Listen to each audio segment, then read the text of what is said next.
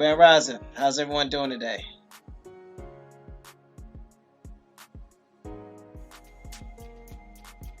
Grand Rising, peace to the chat.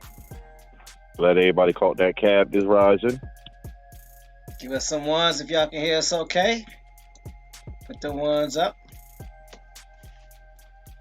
We can make sure that all the levels are straight. Hope everyone's having a great Thursday rising. Thank you, Oak Cliff and Enrique. Shout out to Enrique for registering with the chat form yesterday. Always appreciate it. That is done for you.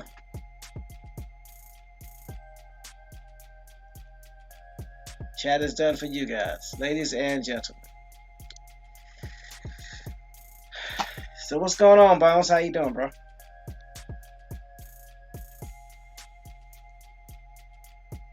Great, no complaints here. Okay. Glad to see another rising. Get this work started. So has everybody recovered from yesterday? Because I know I'm still a little woozy, but the concussion is gone. I got a brand new hard hat. Got my chin strapped with the extra padding. So I'm ready to get it in. Hopefully everyone else is too.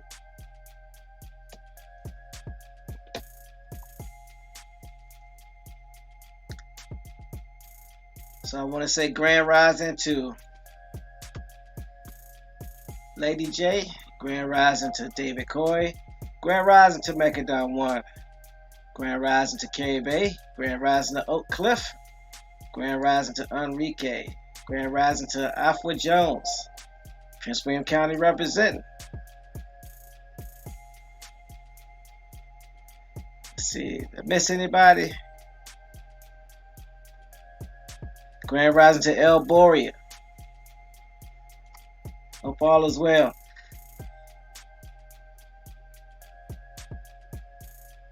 El Boria says, grand rising, everyone. He said the road turning in my hard hat. That is on very tight today. Ready for more mind-blowing info. Oh yeah, we got some for you. We definitely got some for you.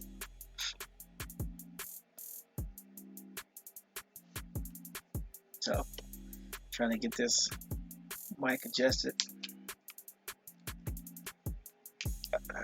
There we go. All right. It's time to do this.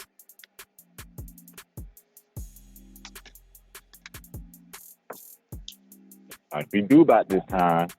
I know, right? We'll have everybody else joining in later. So right now you just have Bones and myself. But I think we'll do all right. We'll be able to handle it. What you think, Yeah, we got it. Might get a little crazy with the sledgehammer, but we got it. Yeah.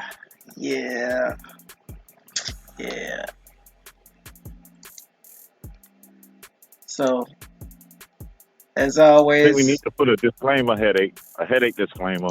Okay, go ahead and put it out there. We are not responsible for your headaches, and all of you stop. Well, no, we're not. The headaches are not intentionally caused. Grand Riser, Copper Chopper 803.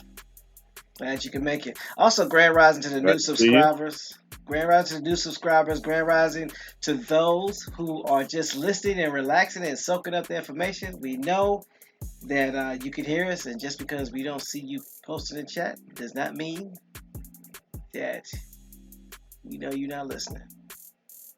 You're just as important. We appreciate everyone that makes this possible every rising. Exactly. We know you're just as important as everybody else.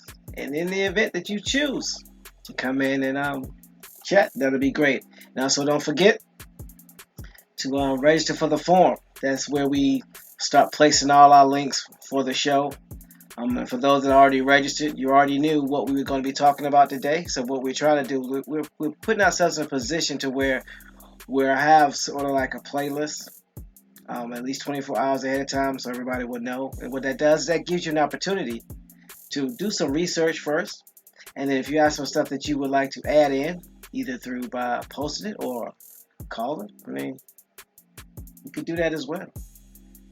We don't mind people calling in. Just make sure you're respectful and bring some information. That's all we ask. We're pretty flexible. Enrique says to go find the same info y'all spit yesterday in a book I just cracked open last night. Blew me away. Wow.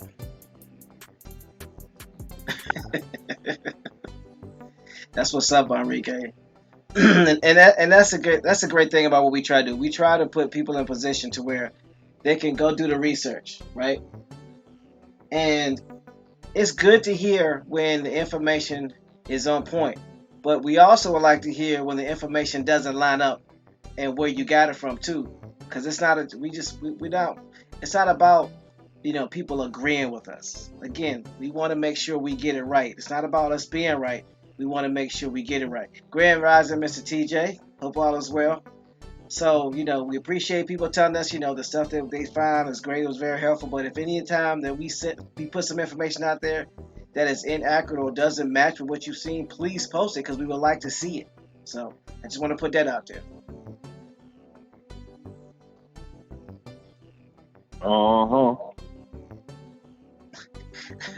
Mr. TJ said, "Oh snap, got a ratchet." Yeah, we end up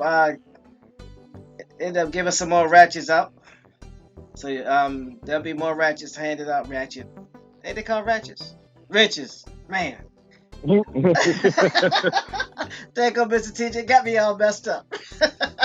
There'll be more wrenches handed out throughout the week, this week and next week. So stay tuned. Got me saying ratchet. Yeah, man, y'all know I can't read and talk at the same time. Stop playing. Oh boy. Alright, so let's go ahead and get these PSAs out the way so we can go ahead and get down with the get down, as my brother would say. As always, this episode of Cab Grand Rising, which stands for Calling All Bloodlines or Calling Aboriginal Bloodlines, is brought to you by Autochthonous Assembly. Who is it? Come on in. Autochthonous Assembly, simply where the real work gets done. And Autochthonous Assembly is where the gathering of the minds that do the work. That's where this takes place. That's what we're here for. So, who are Autochthonousassembly.com? Who are we? Well, we are a nonprofit organization dedicated to raising up indigenous American voices by using genealogy, also known as family history, which is the study of families and the tracing of their lineage and history. Genealogists use oral interviews, historical records, genetic analysis, and other records to obtain information about a family and to demonstrate kinship and pedigrees of its members. Our core values are the foundation of our company and are essential to our success and serve as a lens through which we evaluate every business decision. And those core values are, but are not limited to, integrity, which is know and do what is right. Respect, treating others the way you want to be treated. Responsibility, embrace opportunities to contribute. And servant leadership, serve the community, serve the common good. And you can see these core values in our mission on the website at autochthonousassembly.com, which is where you can also register for our forum and provide your input, or just go look up some information from the past shows that we've put information on. And as everyone knows, and for those of you who don't know, Autochthonous Assembly is not here to tell you what tribe you are from. We're not here to tell you what tribe you are not from. We're not here to get in your personal business because it's your business. What we're here to do is help you with your genealogy. We're also here to help you to become financially independent, or to have independent financial success. And if you choose to use this information that we provide for you free of charge to help your community, to help your relatives, and to help your tribe, then that's even better. Because we all do more and do better when we get help and when we give help. So with that being said, can I get a mic check from No Sellout?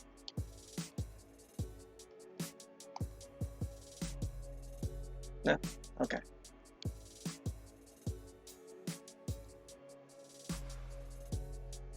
Oh, he's in the chat. Really? Mic check too? Really? That's what we doing? Like on the mic, man. Oh, my bad. What's up? Mic check.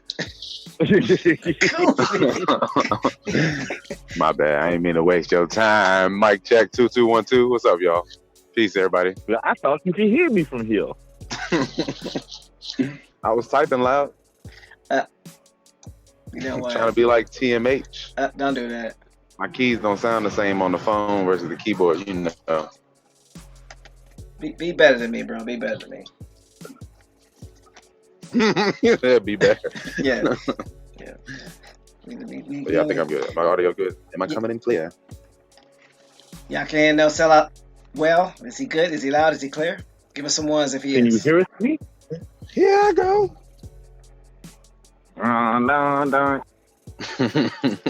Don't even start. That's gonna be stuck in my head today. Everything I see gonna start with that. But yeah, I'm here. Appreciate the intro, TMH, and the introduction for A2. Oh no, somebody done let him up. Who did it? Hold up. Elbow drops coming. Think about it.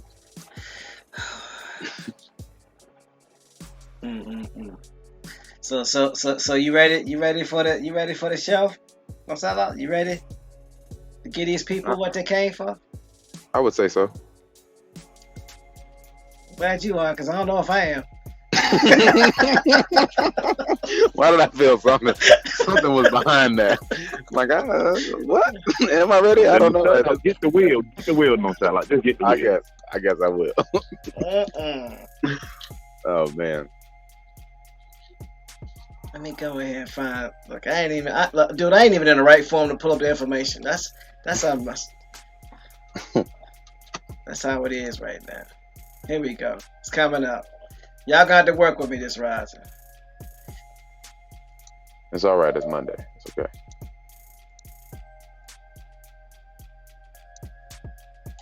So this rising, we're going to talk about the 13th Amendment and how it affected our ancestors and how it has affected us. I'm putting that in the chat. That link in the chat right now.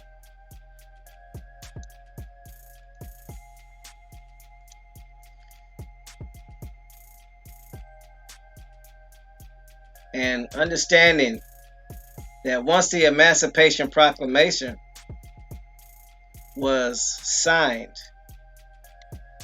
it was only for and only could be enforced in the northern states. And remember, there wasn't that many because the Mason-Dixon line for the North ended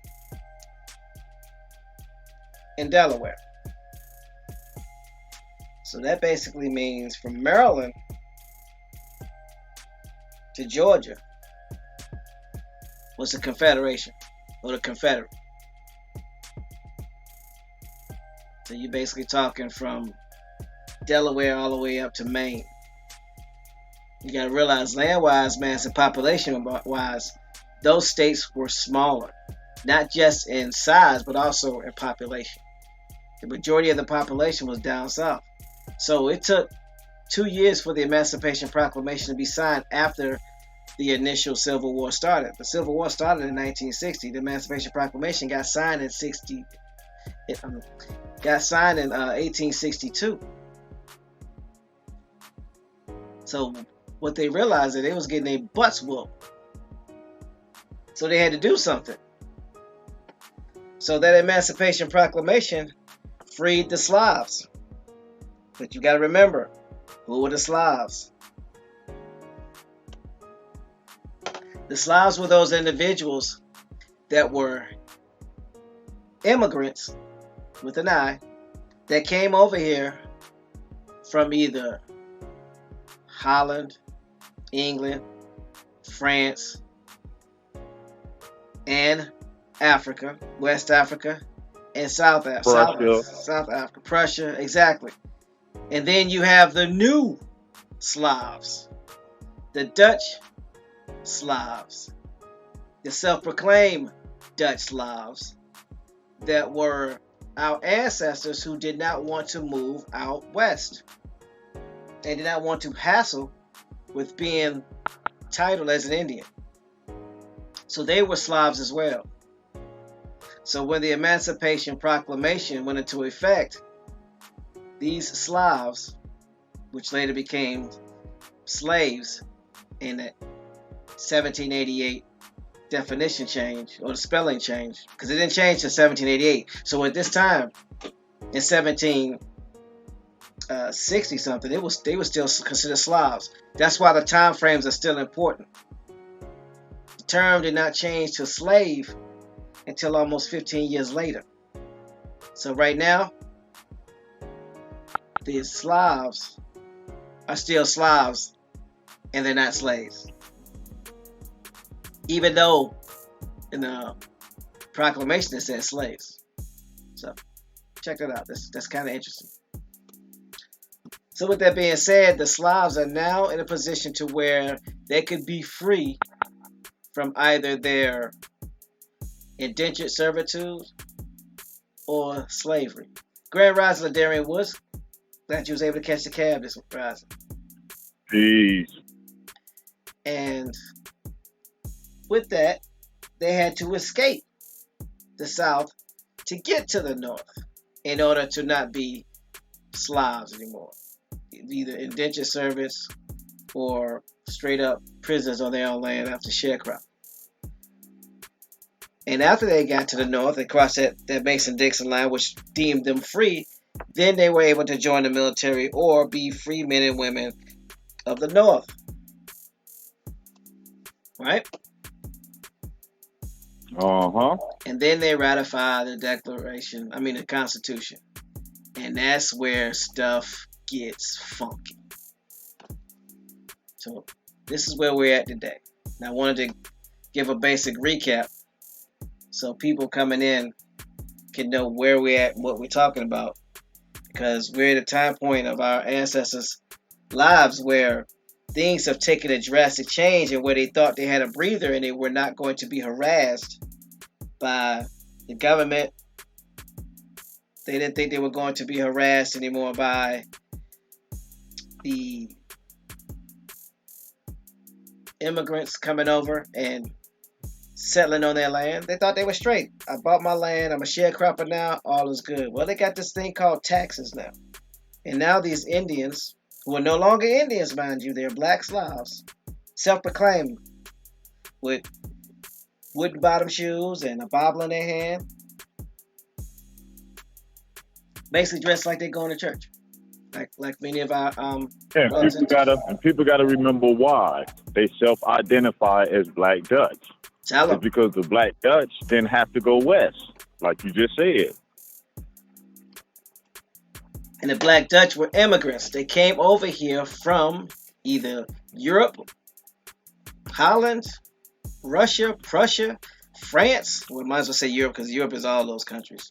And even South Africa and West Africa. Yep. They were melanated French, Germans, and Dutch. So this is the first time, and it's documented, that our ancestors are calling themselves Black. Either Black Dutch or Black Irish. Or a Slav. Not realizing by calling yourself a Black Dutch that you are identifying as a Black Slav or Black slave. Which makes you a citizen, which you are now taxable. That's important to remember. Y'all starting to see it? And the thing that we must remind them, Bones, is that just because they called themselves Black Dutch, meaning your ancestors, or called themselves Black Irish, does not mean that you have Europeans in your family from that line. It was merely done to protect the land that they already had. Please exactly, because at this time, you got to remember, you got the Trail of Tears, you got the Indian Removal Act. So what did our melanated ancestors do so they wouldn't have to move? Identified as immigrants. Right. But they didn't realize the consequences or the problems or the troubles that we're going to have by doing so. Facts. So we want you to keep that in mind. Again, these timelines are very important because even though the definition was not changed until 1788, the term slave is now being used. And if you think about it from that perspective, and you like, okay, well, the term slave is being used, right? Well, you got to realize our ancestors spoke multiple languages because they were from different tribes that communicated with each other. Some of our ancestors had boats and were actually traveling to different places. So we were able to understand and speak multiple languages. So someone using a different terminology probably wasn't going to like really bother us or even be a cause for concern. Someone said Slav, someone said slave, someone said Slavo. They're like, it's the same thing. Not realizing it's that English. Exactly. Not realizing that on paper, it's not the same thing. And the consequence that was going to be handed down because of it. So this is the first time that it's documented where our ancestors called themselves black. Either Black Irish, Black Slave, Black Dutch. Bones did a video about the Black Dutch that you can check out on AtactusAssembly.com and on the Atactus Assembly. It's on the YouTube channel also too, right, Bones? Yeah. Yeah. So you'll be able to catch up on that, and to get further information on what we're talking about right now, you'll be able to just check out the show from yesterday. It's dated July 31st, or 31 July. Look at it this way. We look so much like them and they look so much like us. If you put it side by side, you couldn't tell us apart. They tell you they blended into the South. They lived amongst the people.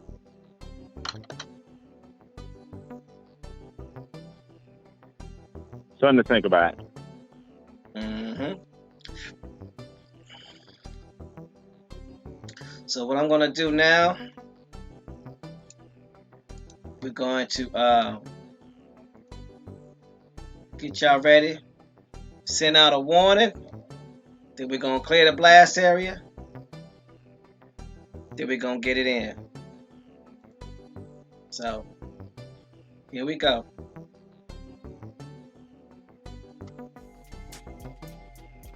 Warning, warning, warning. Hard hats, pickaxe, shovels, boots, required.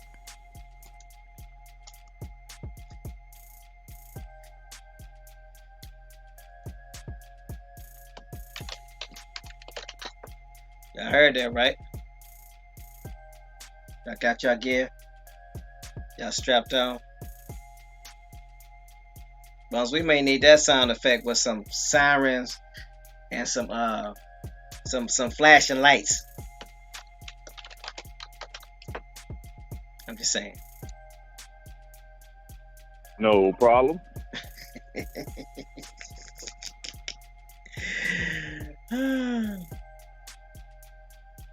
We're gonna need one explosion to clear the blast area, so everybody knows about that time. Here we go. Alright.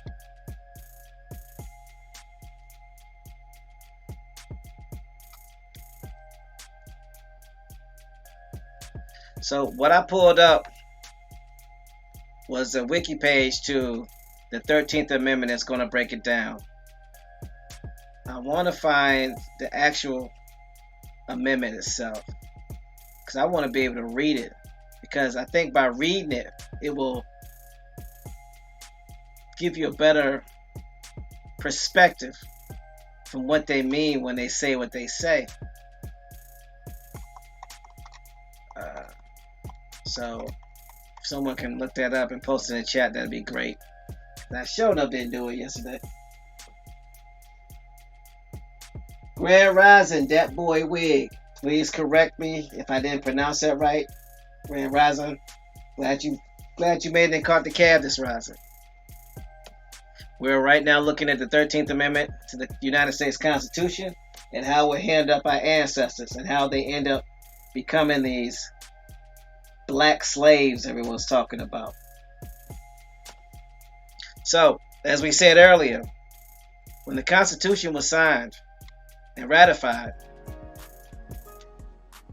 our ancestors had made decisions. Decision number one was to go out west with the Trail of Tears, and they were either on a reservation or they were out there in Arkansas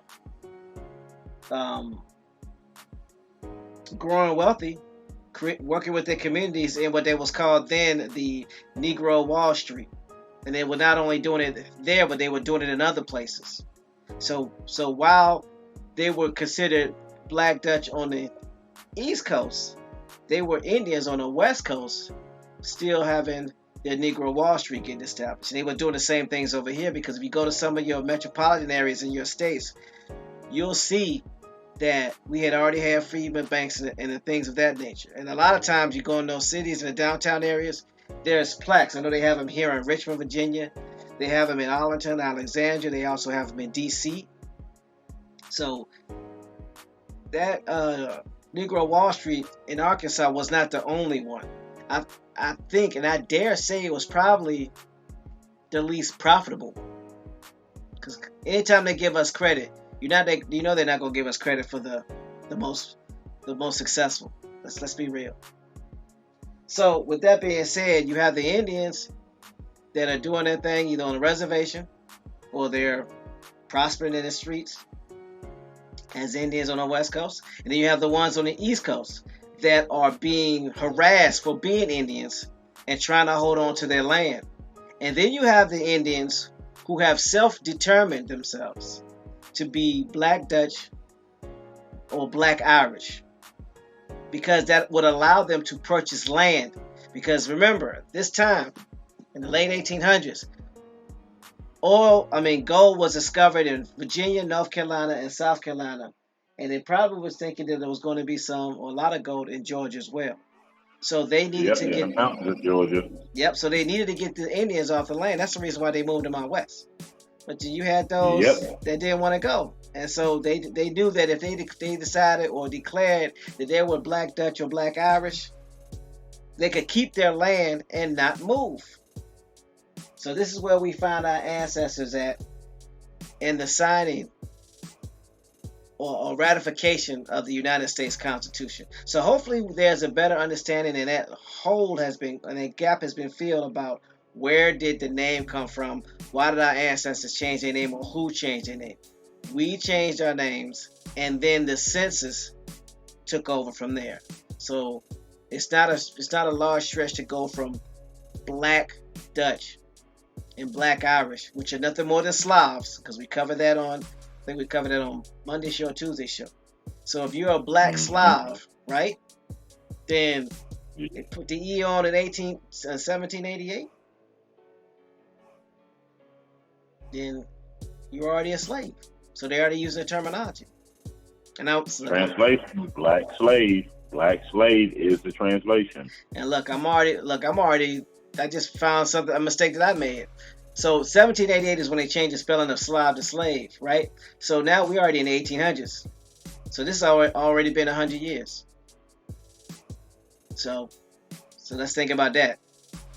So on paper, slave has already been, I'm glad I caught that. Slave has already been written down for almost 100 years. Now, no one's paying attention. So they're black slaves now. They thinking they black slaves. They're in English.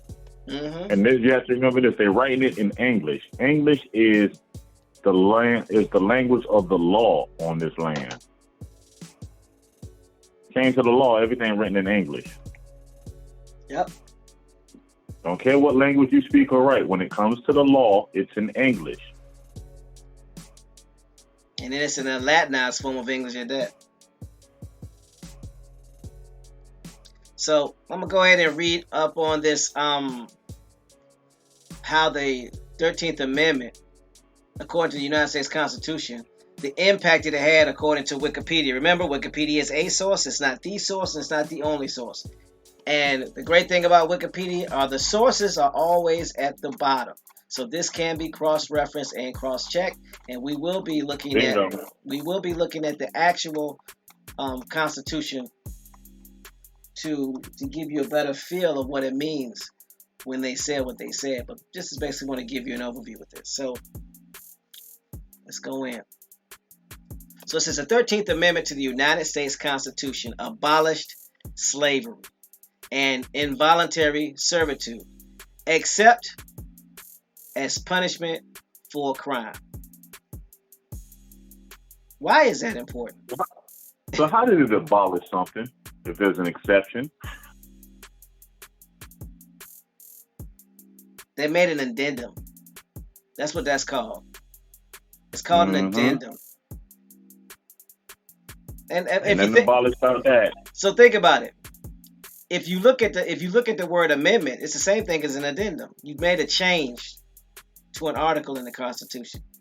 So I mean, again, trickery, words, wordplay, what have you, semantics, however you want to look at it. So already, when we first go in, Grand Rising Free, she says, come back around the block and scoop me up. You always got a ride. You always got a seat. Come on, you know what's up. So there's already a challenge right from the gate. So involuntary servitude and slavery has been abolished except for punishment for a crime. So in Congress, it was passed by the Senate on April 8th, 1864, and by the House on January 31st, 1865. The amendment was ratified by the required number of states on December 6, 1865. Now remember, this is after the quote-unquote Civil War took place, because the Civil War ended in December. It ended in 1965. It says on December 18th, 1865, Secretary of State William H. Seward proclaimed its adoption. It was the first of 3 Reconstruction Amendments adopted following the Civil War. Okay, we're gonna come back to that. We're gonna put a pin in it, and we're gonna come back to it. Matter of fact, I'm clicking on that link, putting it in the tab now. So, it was the first of 3 Reconstruction Amendments adopted following the American Civil War. Since the American Revolution, states had divided into states that allowed or states that prohibited slavery, right? Slavery was implicitly permitted in the original Constitution through provisions as Articles 1, Section 2, 3, commonly known as 3/5 Compromise. Now, we always hear people make reference to 3/5 Compromise, and I've misquoted this. So let's look at this 3/5 Compromise, right? To see what it's about and how it reads and why it's important. So I'm gonna put this in the chat. 3/5 Compromise. Loading now. Peace. All right. So the 3/5 Compromise was a compromise reaching among states delegates during the 1787 United States Constitutional Convention. Now this happened almost 100 years prior. Whether and if so, how slaves would be counted when determining a state's total population for legislative representation and taxing purposes was important, as this population number would then be used to determine the number of seats that the state would have in the United States House of Representatives for the next 10 years. The compromise solution was to count 3 out of every 5 slaves as people for this purpose. Its effect was to give the southern states a third more seats in Congress and a third more electoral votes than if slaves had been ignored, but fewer than if slaves and free people had been counted equally. The compromise was proposed to delegate James Wilson and seconded by Charles Pinckney on June 11, 1787. So the Three-Fifths Compromise was specifically used for the Southern states so they could have more seats of representation in the House and in the Senate, and for tax purposes. Period. And nothing to do with white or black, what it says. They just counted slaves. Slaves. And what are slaves? Slavs. And who became the new Slavs after the signing of the Emancipation Proclamation? That's when they switched it to our people. So please remember that and keep that in context when we're dealing with these timelines, because that's important. Because before that, the Three-Fifths Compromise had nothing to do with our people. Because our people, before self-determination, were not Slavs. Please remember that. So, let's go back. So I'm back on the 13th Amendment, according to Wikipedia, and how they break it down. All right.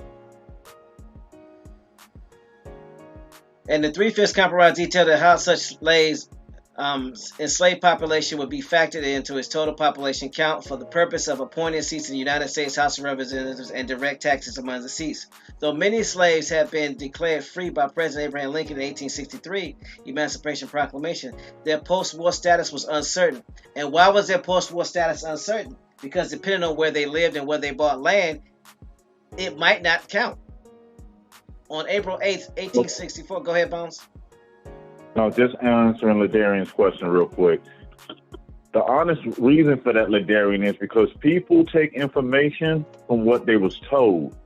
And a lot of people don't take the time out to actually read it for themselves. And that's how we get in a lot of these problems, because people are not reading the information for themselves. Sorry about that, Tim. It's just answering this question. No, you good. Anytime, man. Anytime. Because it makes my job easier when someone's keeping an eye on the chat. So appreciate that.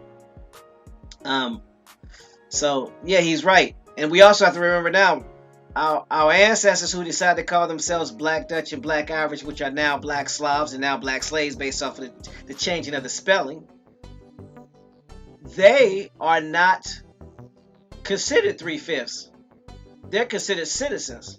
So they are fully taxable and they count towards the seats. So let's remember that. So it says, though many slaves have been declared free by President Abraham Lincoln in 1863, the Emancipation Proclamation, their post-war status was uncertain. On April 8th, 1864, the Senate passed an amendment to abolish slavery. So on April 8th, 1864, the Senate passed an amendment to abolish slavery. Well, some people are thinking with the Emancipation Proclamation that abolished slavery. No, it only abolished slavery in the states. It only abolished slavery for those that could get to the north to fight the South. You can't abolish slavery in a territory that you didn't control at that time. And at that time, there was two presidents. There was a president of the Union, and then there was a president of the Confederacy. And they could not enforce anything in the South. Who was going to make the South do it at this time? That was the whole reason why they was at war. On paper. It was a show. So this is a broad brush stroke of abolition that people have been rocking with, thinking that it's a worldwide abolition. Exactly. And it wasn't. Mm-hmm. Okay. That's why it's important to read the information for yourself.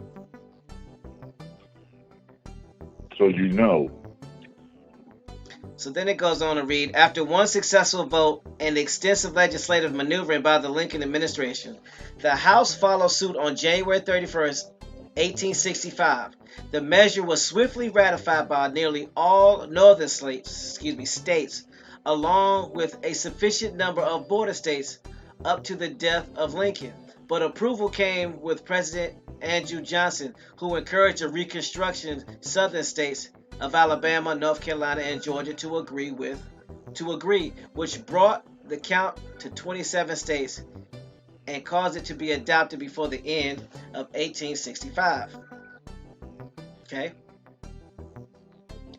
Though the amendment formally abolished slavery through the United States, factors such as black codes, white supremacist violence, and selective enforcement of statutes continued to subjugate some black Americans to involuntary labor. Why am I now just reading it as black? And why am I not saying slaves versus SLAVS? Because at this time, you gotta look at the context and also the time period. If you've called yourself Black Irish and you've called yourself a Black Dutch, there's not a stretch to call you a Black American, is it? No, it's not, because you claim to be a citizen by choice. Whether you understood the choice or not, that title made them citizens. So by definition and by law, if you declared yourself as a Black Irish or a Black Dutch, you are now Black, or a slave, or a Slav, or a Negro. Because if you look at what Negroid meant, it meant Negroid features, Negroid European features. And the Dutch came from where? Europe. So if you're claiming to be a Black Dutch or a Black Irish, you're saying you came from Europe. So please understand that. Now this did not apply to all Indians. Remember, you had Indians that was on a reservation. You had Indians that were out in Arkansas. You had Indians that were here in the southeast, right? That were building their own Negro Wall Street, as they called it. And then you have those that was out on the outskirts fighting to keep their land and keep their title as Indian. And then you also had those that were calling themselves Black. Yeah, they're calling themselves Black Dutch. They'll write their family members down as slaves. That was to protect them. Like we're going to keep saying, remember what's happening to the Indians at the same time. They're being forcefully removed. How did a lot of them stay? We know a lot of them stayed. Why didn't they forcefully remove them? They identified as something else. So we must keep up with how they're separating us. They started separating us by, the first part of separation was through the introduction of the French that came down and also came up through Canada and through South America and intermarried and intermingled with our tribes and created sub-tribes through the Métis, Mestizo, and created also those free people of color. That's another separation. Then remember the class system. And then also don't forget about the 10,000 prostitutes that they dumped in Louisiana, in Canada, and also in New Orleans. And also those Slavs that came with them. Go ahead, Bones. Yeah, remember the influx of the first Slavs that they sent to the sugar canes in the islands. So they were basically separating us and creating separation on many different levels, not just on paper, but also within physical. Mixing our blood, mixing our lineage, and things of that nature.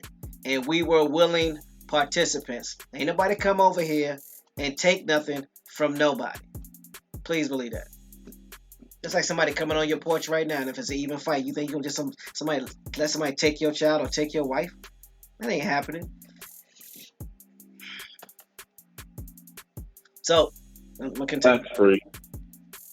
The objective of business is to end up in the black. That's a win.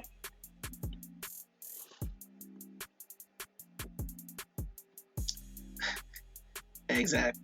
So through the amendment formally abolished slavery through the United States, factors such as black codes, white supremacist violence, and selective enforcement of statutes continue to subject some black Americans to involuntary labor, particularly in the South. In contrast to other Reconstruction Amendments, the 13th Amendment was rarely cited in later case law, but has been used to strike down peonage and some race-based discrimination as badges and incidents of slavery.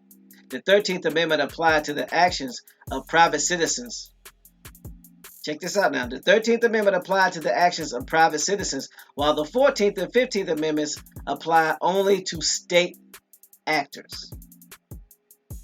The 13th Amendment also enables Congress to pass laws against sex trafficking and other modern forms of slavery.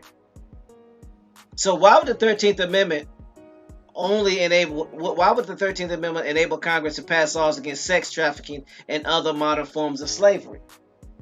Think about it. Because they weren't talking about just black people. Remember, they were talking about people that were considered SLAVS only. And what are SLAVS? Dun, dun, dun. And what are SLAVS? Europeans. We did a class on that. We did a build on that. So we have to get out of this mindset of thinking that one group belongs to just one category. Remember, this time, the United States is still being controlled by France and the Huguenots. Let's not forget that. All this stuff is going on simultaneously. So there's layers upon layers of incidents happening. Everything that was going on in France and New Orleans in the South is happening on top of this. That didn't stop and then this happened. That's happening while this is happening. So let's go back right quick. It says the 13th Amendment applies to the actions of private citizens, while the 14th and 15th Amendment applies only to state actors. So let's look at what the definition of a state actor is. Okay? I'll put this in the chat. Remember, at this particular point in time, the 14th and 15th Amendment does not exist.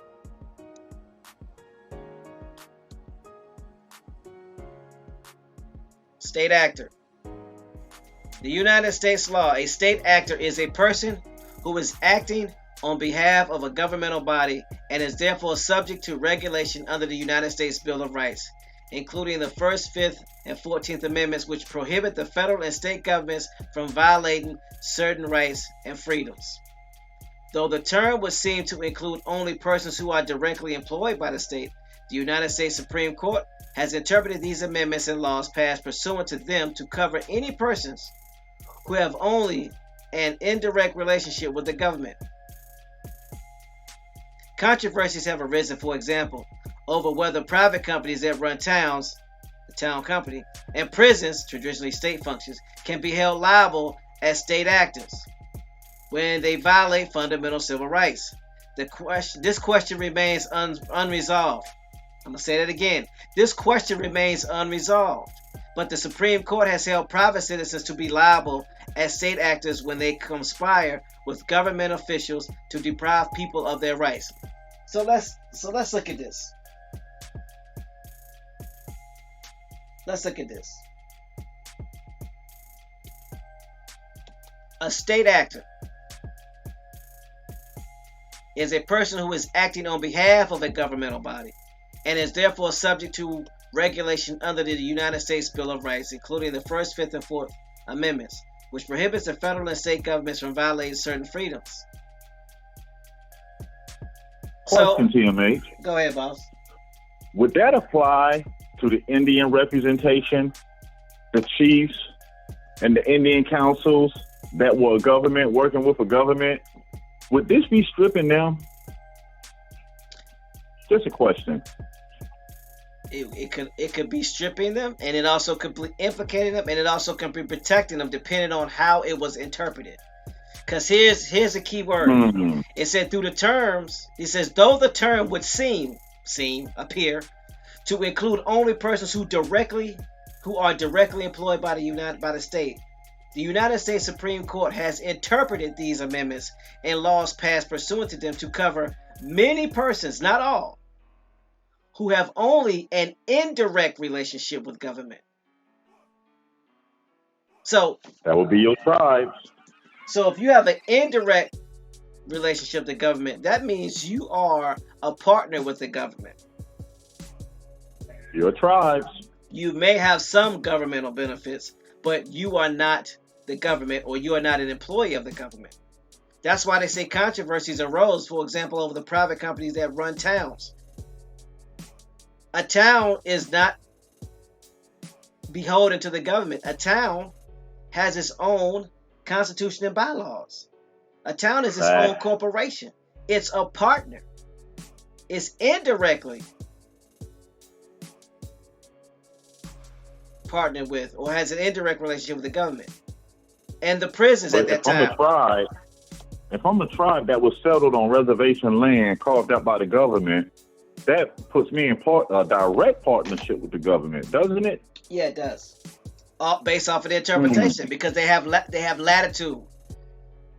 That's why it says. That's why when terms like seem and interpretation and appear is in a legal document, you might want to raise an eyebrow and get them to define exactly what that means and who is included and who is excluded and vice versa.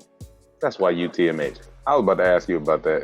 Is this legal what you said like a few sentences ago when you was reading that, when you were saying seem? I'm like, wait, this can't be. I must have clicked the wrong link. This ain't no contract, man. Talking about seem. It's legal if you sign it. Yep. Because you're supposed to read it before you sign it. Let me just click this box. The terms and conditions was a little too long today. So, and that's the reason why it's important to read something before you sign it and understand what you're reading. Don't just sign something. That's on. I'm gonna just the 14th Amendment stripping 14th and 15th Amendment stripping titles of nobility and things like that. It seems to me you can use this mechanism to bust up Indian councils and redesign them how you would like. Just a thought. You can use it for a lot of things, quite honestly, because it's based off of the interpretation and how it appears according to the United States Supreme Court, which are elected officials, in your towns and your counties before they even get that high. But that's a whole other story. Indian superintendents. Them Indian agents. Free says directly employed by the state like an Indian agent. Exactly. So I wanted to read that because I think that was important. So now I'm going back to the 13th Amendment, the Wikipedia's rendition of the 13th Amendment. Okay. So that's only pertaining to the 14th and the 15th Amendment when we talk about state actors, but that's going to lead up to a lot of things that's coming. So we might as well drop the bomb on this, because what that boils down to is unions working in conjunction with the United States of America. And what is a union based off of what we were taught when we did the build on the nonprofits, 501Cs. A union is a 501c3 entity that is a partnership with the government. So that's going to play in heavily with how our ancestors end up becoming very secure sources of revenue and imprisonment for this government and free labor, the new slaves, if you will. So further up in this paragraph, it talks about black codes. Now remember, we read about the codes noir in New France. Remember that? Mm-hmm. Codes noir. Where do you think they got that from? Where do you think this United States Constitution got it from? They got it from the French. So the black codes. Now think about how the black codes in New France affected our people and the Métis. So let's parallel it with what it states here about the black codes. I'll put the link in the chat. And these links will also be available in the forum, by the way.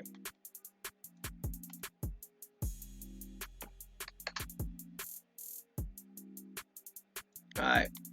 Black codes.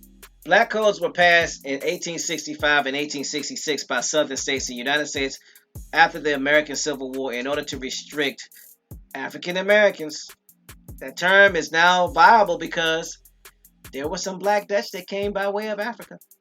If you label yourself a Black Dutch, you could be considered an African American. So, American Civil War, in order to restrict African Americans' freedom and to compel them to work in a labor economy based on low wages or debt, Black codes were part of a larger pattern of Southern whites trying to maintain political dominance and suppress the freedmen, newly emancipated African American slaves. This is why this is important to understand how this happens. They called them freedmen. Freedmen basically meant that you were a slave, right? You couldn't been a freedman if you weren't a slave. Yep. And like James said yesterday, Doodle Vision said, we didn't have surnames. So freedman was a descriptive term for these SLAVS. Not just the Slavs that declared themselves to be black, Dutch and black Irish. Actually real black, Dutch and black Irish Slavs. Remember, because they existed too. You can't claim to be something if it doesn't exist. So you had legitimate black Slavs and illegitimate black Slavs that were newly freed based off of where they lived and how the states were enforcing this. Okay? So it goes on to say that whites trying to maintain political dominance and suppress the freedmen, newly emancipated African American Slavs. Black codes were essentially replacements for slave codes in these states. Remember, the slave codes existed under what? What had got instituted in New France. They didn't change anything. They just overlaid it. So it goes on to read, northern states such as Ohio, Illinois, Indiana, Michigan, and New York enacted laws to discourage free blacks from residing in those states. Why do you think that they're doing that? Outside of them just being, nice. Taxes. Remember, this was another supposed war. Both the North and the South have to pay for that war, right? Yep. So if you got to pay for that war, you need to elicit what? More people. So what else is going on at the same time that there are changing these laws? Let me give you a hint. There is a massive influx of Slavs coming into the United States. Is all this making sense to you now?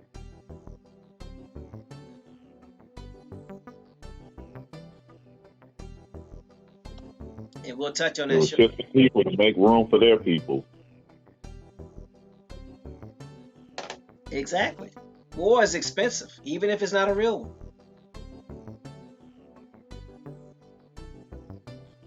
So it says they were denied. Go ahead, Bones. I'm sorry. Go ahead. You good? And who pays for wars?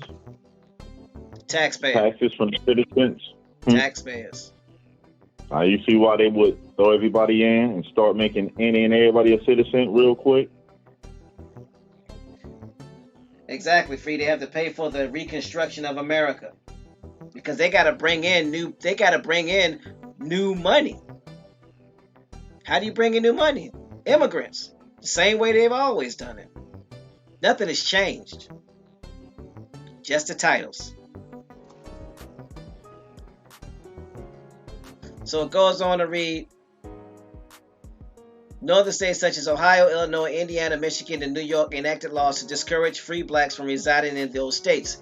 They were denied equal political rights, including a right to vote, the right to public education, and the right to equal treatment under the law. Some of the northern states repealed such laws around the same time the Civil War ended, and slavery was abolished by constitutional amendment. Not all forms of slavery, though. Since the colonial period, colonies and states had passed laws that discriminated against free blacks. At one time, remember, who were the only free blacks that they were discriminating against? The black Dutch and the black Irish. In the South, these were generally included in slave codes or Slav codes. The goal was to reduce the influence of free blacks, partially after slave rebellions, because of their potential influence on slaves. Restrictions included prohibiting them from voting, although North Carolina had allowed this before 1831. Bearing arms, gathering in groups for worship, and learning to read and write. A major purpose of these laws was to preserve slavery in the slave societies. So let's look at it this way. Why was there such an uprising after the Emancipation Proclamation? Why didn't we hear about these uprisings and these slave revolts and all this bickering and bantering going back between quote unquote whites and black before the slave revolts? Because all the Emancipation did and the 13th Amendment did, it didn't abolish anything. It made it legal. Basically, yeah. And the reason why there was such an uprising because there were new slaves. There were new SLAVS. There was basically an influx of slaves.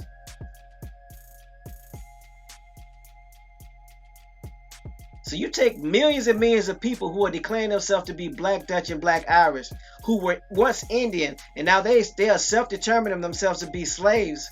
There's going to be problems. Because why? They don't know that they're going to be subjected to this. They were fighting wars before this. They were fighting wars to keep their land. They didn't care about what was going on with these SLAVs. If they weren't directly involved with it, why would they care? That's like you keeping track of something that's going on in somebody else's neighborhood that don't affect you. The only time you care is what? When it affects you. So now you have this influx of slaves.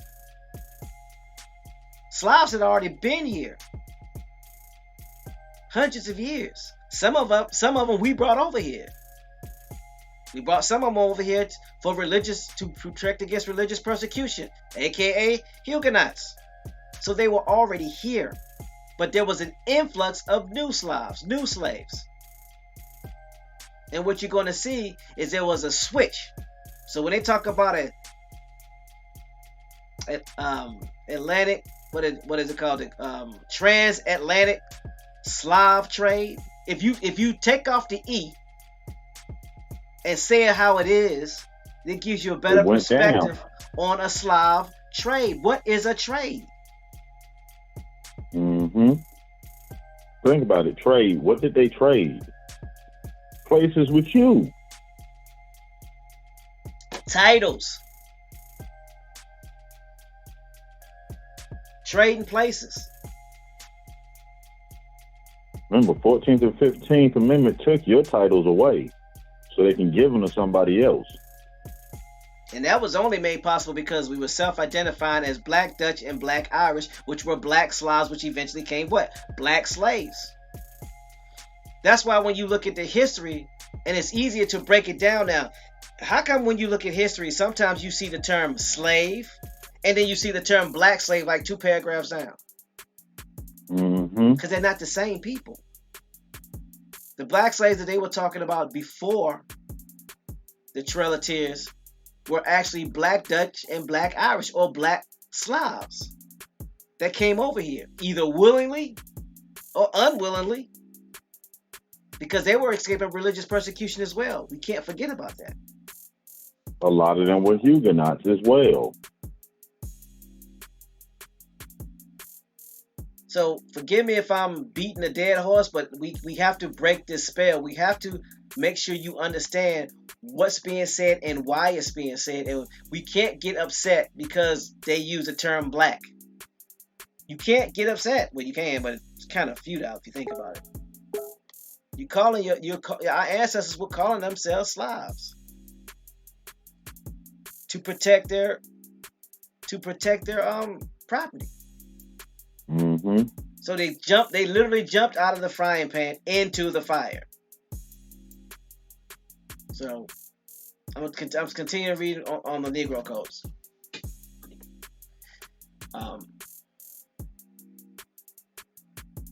So it goes on to read, in the first 2 years after the Civil War, white-dominated Southern legislation passed black codes modeled after the early slave codes. They were particularly concerned with controlling movement and labor of freedmen. Why would they be concerned with that? They're losing money. They losing free money. They're losing free labor. Yep. So let's think about this. Go back to what it talks about in the Constitution. I don't care how you feel about the government. It's always going to be compromise. So the compromise was this. Let's take it back. Let's take it to the streets. Look, Let's you got the North talking to the South, right? Basically, North France talking to South France. Look, we know we screwed y'all over by emancipating those Slavs. So what we're gonna do is we're gonna give you another system, or we're gonna reconstruct the contract so that you can still do business. Right. So instead of the slavery being slavery, we're going to give you an opportunity to have more prisoners that's going to give you free labor. So there's going to be a reconstruction of the way things are done. You control your legislature, which I always find funny when people talk about something the Constitution controls all the states. If that was the case, then we would be legal everywhere. Prostitution would be legal everywhere. But I digress. It's the body of which the states govern themselves. That's what that is. Oops. They minding their business. Like we always say, as long as you mind your business, the government won't be in your business. When you don't mind your business, that's when they get in your business. So, with that being said, the Reconstruction was nothing more than changing where the slaves worked and who the slaves worked for. And the same thing is still being done. There have been instances of judges going to jail for convicting young black men for frivolous crimes and giving them 5-year sentences. It's the same thing. It hasn't changed. And here's the sad part. I'm sorry, go ahead, Bones. I was about to say the simplify it. 2 companies merged as one. That's it. 2 companies merged to become one. One corporation. And there was a change in policy, aka a reconstruction. What happens if you're working for a company and they get bought out? Don't want a new company come in, they had that meeting, everybody sit down and go over the new policies? There's going to be some changes. It's going to be uncomfortable, but it's going to be all right, and we're going to work through it. Next thing you know, management getting fired. Hey, y'all working twice as hard for less money. Employees going on strike and rioting. Come on now. Be for that. See it right in front of your face what really went down and how it went down. So how does that apply today? Because we always got to remember the 2 things that we want to keep in mind. How does that apply to what can we as Indians do? Where are we at in this history? And how does that apply to us today? We're still self-identifying as black. That's a no-no. That's the reason why we're in this mess. We're still self-identifying as black. Verbally, documentation, all that. So if we want our young men and women who are unfortunately being harassed, we need to let them know, stop identifying yourself as a black Slav. Yep. First things first. Self-identification, self-determination. Why do you think they keep pushing that so much for the election, for the census in 2020? We've been allowed to... They can't be held liable if you chose it. Bingo. They're not liable if you chose it. Bingo. We've been choosing it ever since before 1830.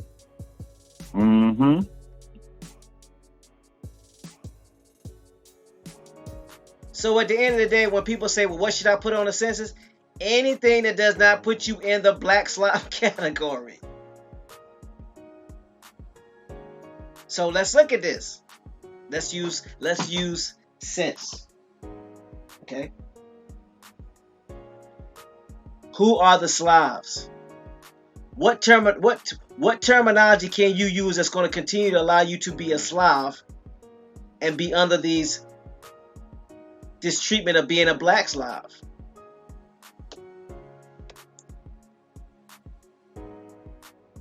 Think about that before you determine this is what you're going to post yourself as.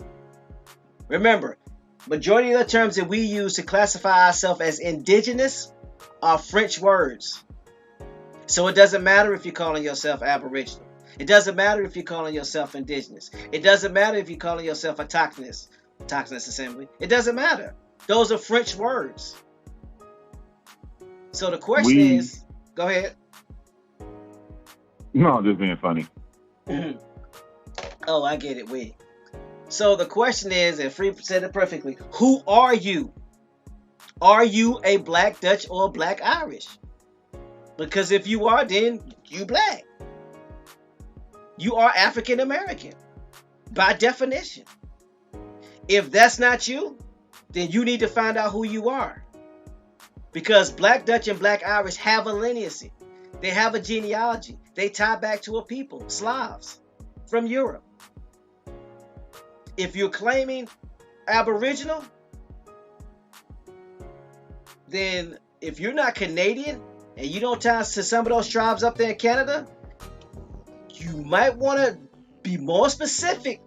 I can't tell you what to do. I'm just giving you some food for thought. You might want to be more specific with what you mean when you say Aboriginal.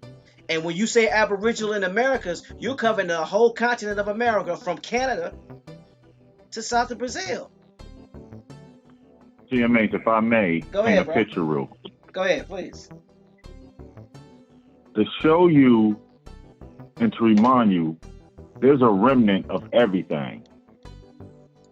The American Negro is supposed to be, let them tell the story, the bottom class, the slave class, right? But now if you take a step back, there's a class beneath the American Negro, the real poor class. Focus for a minute. Look at them. You see their faces? Remnants of Slavs. Yep. See what you're saying. The ones that didn't have the finances or the connections when the switch came to change with it. Still stuck in the same situations that they was when they came over here. You still see it. It's just on paper we're the poor class, but not in reality. Who's getting all the subsidies? Who's the poorest of the poor?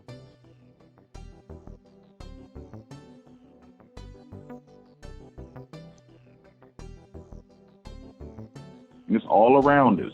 We just got to step back and pay attention. So that's the reason why we're in the situation that we're in, and that's how we ended up being in this situation. Self-determination. Granted, enumerators were determining us up until 1970. So the last census where enumeration was determining who we were was 1960, because the federal census is every 10 years. I think some state censuses are like every 5. Mm-hmm. So you have to check with your state. But federal, 72 years behind? Yeah. For privacy purposes. Yeah, okay. Well, they didn't say. Well, they was partially right. They didn't say who privacy. Sometimes you gotta. Sometimes you gotta pay attention to what they don't say instead of focusing so hard on what they do say. Yeah, like putting seam and stuff in the. Never mind. It's easy to think that they did it that way to hide your records. In reality, that happened by default. They did it to hide their records. Come on, son. Because now it makes it harder for you to find out who they tied back to. That's key. 72 years, arbitrary number. So let's go back and where it reads, and I'm still on the Black Codes. It says they were particularly concerned, they being Southern states, they were particularly concerned with controlling movement and labor of freedmen, as slavery had been replaced by a free labor system. Although freedmen had been emancipated, their lives were greatly restricted by black codes. And those black codes were put in place to increase the new slavery system. What was the new slavery system? Jail, prison, both federal and state. Bingo. Oh, man. They couldn't get the Indian to volunteer to be the new workforce. So they created a mechanism to make the switch. Look at the laws. Look at the things they made illegal for our ancestors. Standing around in public, looking eye to eye in public. The things that they would lock them up for. Regular stuff, everyday things. Did I just catch you breathing? Breathe too hard out in public, you might end up. in the chain gang. Exactly.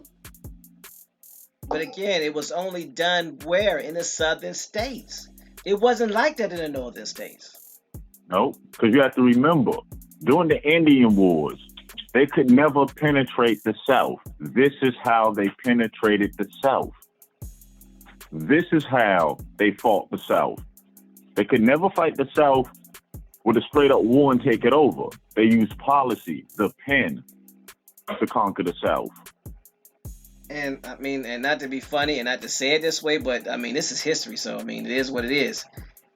The majority of the quote unquote American Indians had already turned over the land and became citizens during the Revolutionary War. Yahada Nasi end up becoming citizens, and their families tie into all of the presidents and people in the Senate and the House. So they were already in line. They were already in lockstep. They were already partnering with the government. Our ancestors like, no, forget that. We're not doing that. And that's how we ended up here. Have you ever noticed? South doing our own thing. Right. Have you ever noticed how there's always this contention between the North and the South? Just the perception of the North and the South? Yep. And again, I'm not picking on people. It's just an observation. You ever notice how northern states look down on southern states? Yep. Something to think about. You know where that came from now. The French. This is not a North America versus South America. Excuse me. This is not a North America versus South America feeling. This is a Northern French versus Southern French. It's Huguenots against Slavs. It's Protestants against Catholicism. That's what this is. Why are there more Catholic church up north? Why are there more Catholic church or cathedrals up north than there are down south? Bingo. Now you're talking. Grand Rising, and don't Joe, forget, 47. Baptists is a part of Protestants. Yes, they are. Methodists as well. And where is the Bible Belt located? Up north or down south? In the south. Okay. Well. Down south, you have churches on every corner. Up north, you have cathedrals on every corner. Am I right or wrong? America's hips. I see. So you're talking different layers of indoctrination on top of different layers of indoctrination. People up north think that people down south are slow. People down south think people up north are tricksters. Why?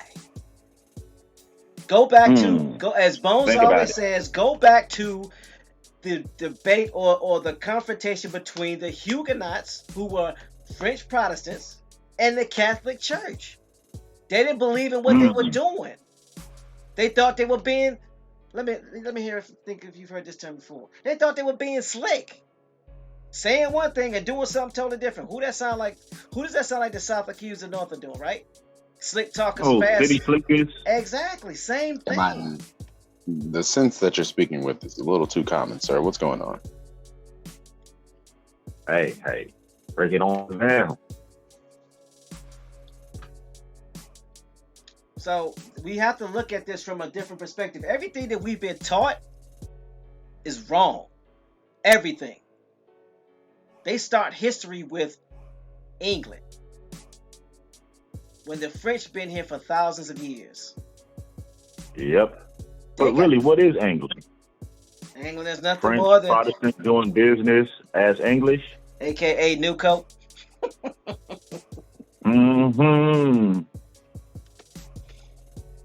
Protestant church as well. England. So then it goes on to read, because I'm reading from the Black Codes on Wikipedia.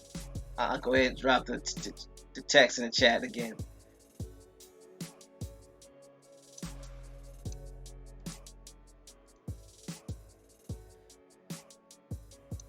All right, here you go. I only got one more paragraph, but I want you to be able to at least keep up, so you know where we at. So you can add your information, do your research. It said the Black Codes was given by Negro leaders and Republican organs according to historian John S. Reynolds. The defining feature of the Black Codes was broad vagrancy law, which allowed local authorities to arrest free people for minor infractions and commit them to involuntary labor, new slavery. The period was the start of the convict lease system, also described as slavery by another name, by Douglas Blackman in a 2008 book of his topic. Who worked in the Walmart farms? Oops, that's looked at, but it didn't though. So do we need to go over the you stupid. Do we need to go over the Black Codes? Yeah, I'm gonna cover them because it's gonna confirm what we had talked about earlier. Drop that. So you stupid. So now it goes into background. Vagrancy laws date to the end of feudalism in Europe. Again, Europe, right? Mm-hmm. Introduced by aristocrats and land-owning classes. Hold on. Aristocrats. Why that sound familiar? So ain't that some French? So let's go back and look at feudalism. Again, we have to tie this together. We'll be believing anything somebody tell us. That ain't the way we operate here. Hey, make sure them new hard hats we handed out this morning, make sure they strapped in real good. Yeah. Hopefully they hold up. Hopefully. Y'all remember how all of football was transitioning to, better helmets for less concussions? Yeah, we had to do that. Yeah. We had to upgrade the upgrade. All right. So for those of you in the chat that y'all should be doing your homework. I know I'm freaking y'all some homework. For those of you who have been paying attention and following on what's been going on with New France and the new laws, feudalism, it says, was a combination of legal and military customs in medieval Europe that flourished between the 9th and the 15th centuries. Broadly defined, it was a way of structuring society around relationships derived from the holding of land in exchange for services or labor. Although derived from the Latin word feudum or feudum, then in use, the term feudalism and the system it describes were not conceived of as a formal political system by the people living in the Middle Ages. The classic definition by Francois Louis Ganshoff in 1944 describes a set of reciprocal legal and military obligations among the warrior nobility revolving around the three key concepts: lords, vassals, and fiefs. So, let me back up. Francois Louis Ganshoff. Who you think he is? He sounds like he might be French, huh? Says he was a Belgian medievalist with a French name. Oh yeah, Belgium. Yeah, that's French. Belgian, German. Yeah, they're all in the same Romance family. Oh, Joe. Don't let them titles fool you. Hey, no sellout. Joe 47 sent you a message. He says he found out his blood type and wanted to know what was the name of that book a while back that you were saying you can eat according to your blood type. Bones, what I just say last night, man? That's crazy. Yeah, I got you. I got you on the website. Yeah, I got you. Let me get it. Let me get the title, and I'll just put it in the chat. All right. So we're talking about feudalism, which is it strives as a sense. Grand Rising. Who we have coming through the door? Get your mic check. Grand Rising, everyone. Mic check. 1 2 1 2. Hey, it's Free. Glad you made it. What's going on, Free? Glad to be here. Life's going on. I'm loving this build. She told you we were gonna leave your seat here. Appreciate it.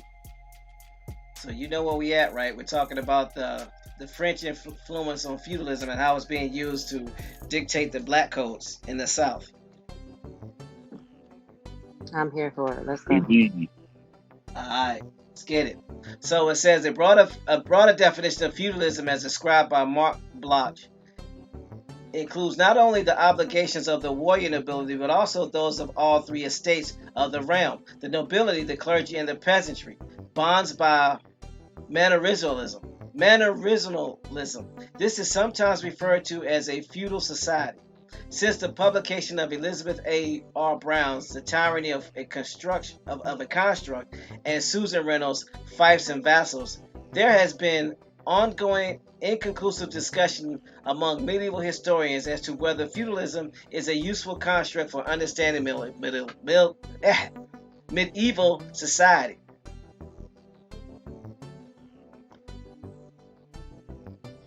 So it talks about the revolving and the key concepts of lords, vassals, and fiefs. So let's look at what a lord is. And I'll put these in the chat after I read them. A lord is an appellation for a person or deity who has authority, control, or power over others, acting like a master, a chief, or a ruler. The appellation can also denote certain persons who hold a title of the peerage in the United Kingdom, or are entitled to courtesy titles. The collective lords can refer to a group or body of peers. Isn't one of the definition of Huguenots lords? Anyway. They were aristocrats, so they would have had a lot of those titles. So, we put this in the chat. So y'all can go back to it.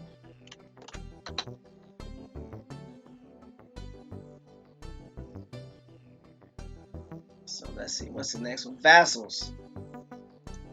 Let me guess, they're probably more like your managers or the middlemen and women. Vassals is a person regarded as having a mutual obligation to a lord or monarch in the context of the feudal system in medieval Europe. The obligations also often include military support by knights in exchange for certain privileges, usually including the land held as a tenant of fief. The term is also applied to similar arrangements in other feudal societies. In contrast, feudalitas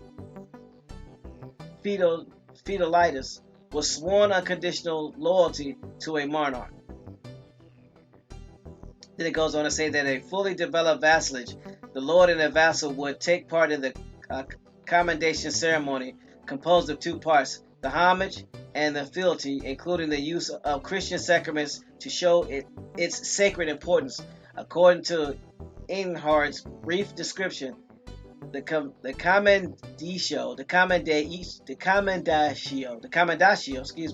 made to the Pippin the Younger in 757 by Tassilo III, Duke of Bavaria, included the relics of Saints Denis, Rustics, Martin, and Germain, apparently assembled at Campionage for the event. Such refinements were not included from the outset when it was time for a crisis, war, hunger, etc. Under feudalism, those who were weak needed the protection of the knights who owned their weapons and knew how to fight. So vassals would be considered your police or your military. Check this out. Go ahead. It's kind of funny to me. We living in feudalism. Yeah. Don't you go to work for land and privileges? You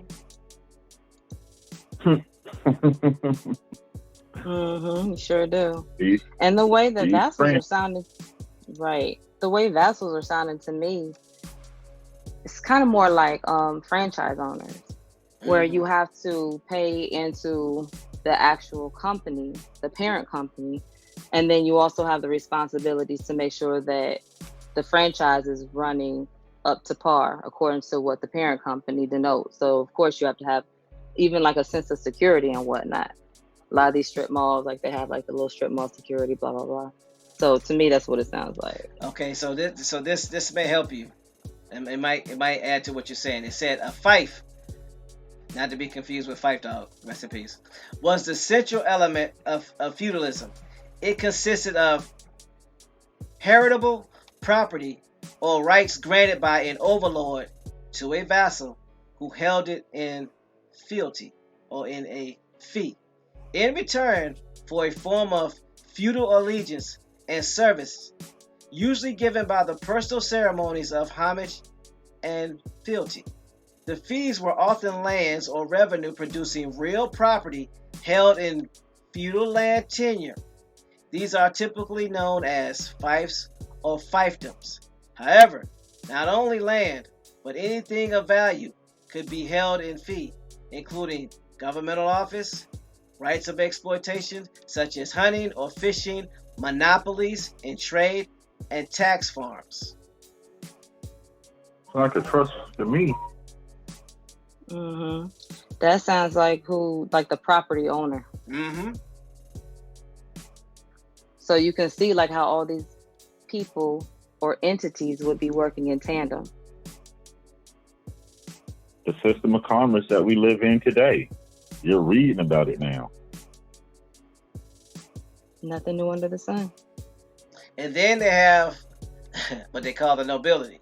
Because remember, they break it down into a broader definition. It says not only the obligations of the warrior nobility, but also those of all three estates of the realm: the nobility, the clergy, and peasantry, bound by the mannerism. This is sometimes referred to as the feudal society. So you have the clergy. We already know who they are, right? But let's read it for clarification.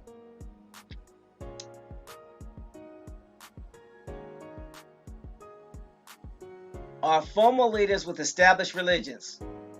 Their roles and functions vary in different religious traditions, but usually involve presiding over specific rituals and teaching their religion doctrines and practices. Some of the terms used for individual clergy are clergyman, clergywoman, and churchman. Less common terms are churchwoman and clergy person, while cleric and clerk in holy orders both have a long history but are rarely used.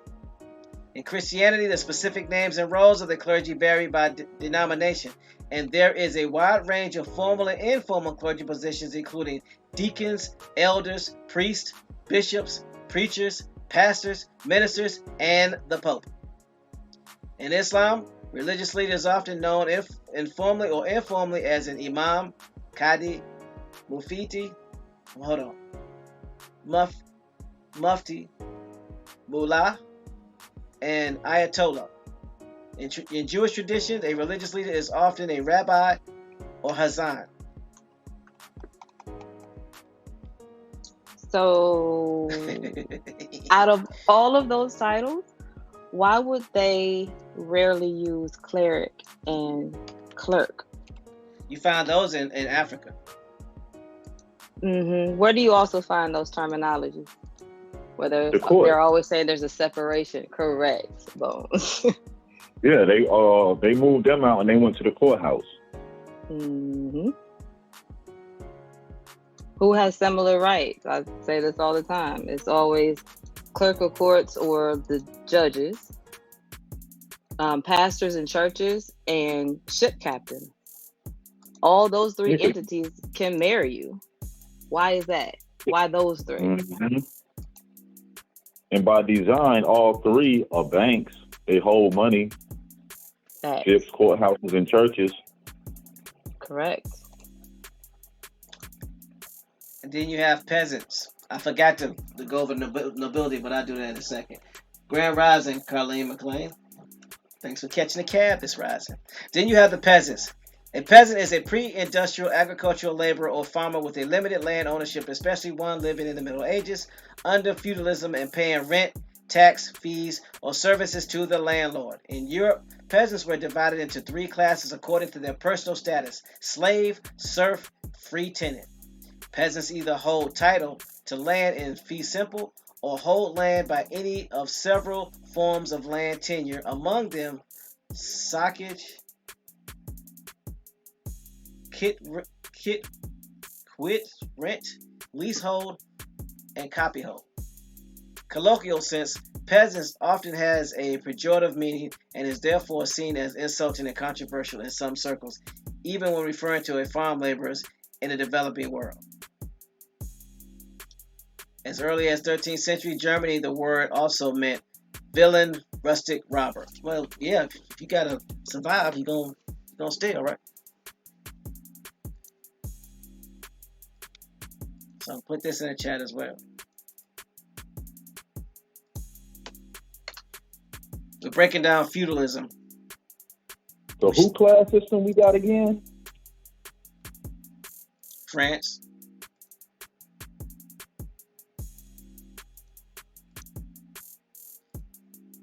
And nobility was not highlighted, so I'm going to look it up right quick.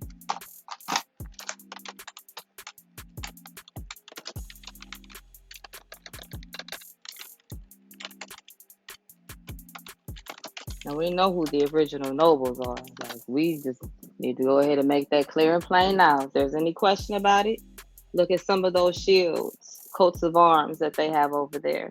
When you wonder why a whole entire family that looks one way has a coat of arms with people that look swarthy. What's that about? So just keep that in mind as we continue to build. Nobility is a social class normally ranked immediately under royalty and found in some societies that have formal aristocracy.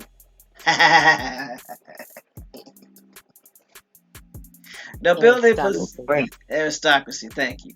Nobility possesses more acknowledged privileges and higher social status than most other classes in society. The privileges associated with nobility may constitute substantial advantages over the relative to non-nobles, or may be largely honorary, and vary by country and era, as referred to in the medieval chivalric motto, nobilis oblige. Nobility obliges.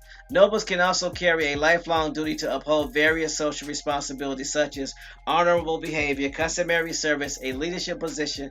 Membership in the nobility, including rights and responsibility, is typically hereditary. Membership in the nobility has historically been granted by a monarch or government, unlike other social classes where members is determined solely by wealth, lifestyle, or affiliation. Nonetheless, acquisition of sufficient power, wealth, military prowess, or royal favor has occasionally enabled commoners to ascend into nobility. And what is the door that the United States government gives people to ascend into nobility through a university or through the military?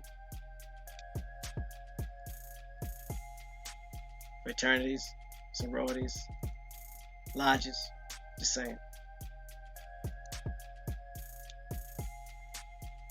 I'm sitting here thinking about some of these houses and their crests and whatnot. With everything that we've learned over the past, I don't even know how long, since we've been on the job site. You know, we keep hearing that these titles were stolen. And I wouldn't dare say that some were not. But we gotta face the hard truth that some of these family lines, they know where they came from. They know, you know, what they're doing now, and they may not even resemble their ancestors in maybe looks or in deed. But at the end of the day, that's who it is now. So what are we going to do about that as a people? Like, what does that mean to us? Does that mean that we keep pointing a finger and hollering and yelling? Or does that mean that we find our true sense of self and identity and we do something based off the premise and the authority that we actually do have that everybody keeps saying we don't have for some strange reason, but everybody else is using? Well, to answer your question, this is basically, they just took their system and put it on top of our ancestors' constitutions and bylaws, the non-profit systems that they use to run this country. They don't have chiefs anywhere except for on this land. But everything you deal with, when you the head of something over here, you a chief, all the way up to the United States president. POTUS. True. So, if that's the case, then we are heirs to what we walked out of. Some of us got escorted, some of us walked out willingly, and some of us got dragged out.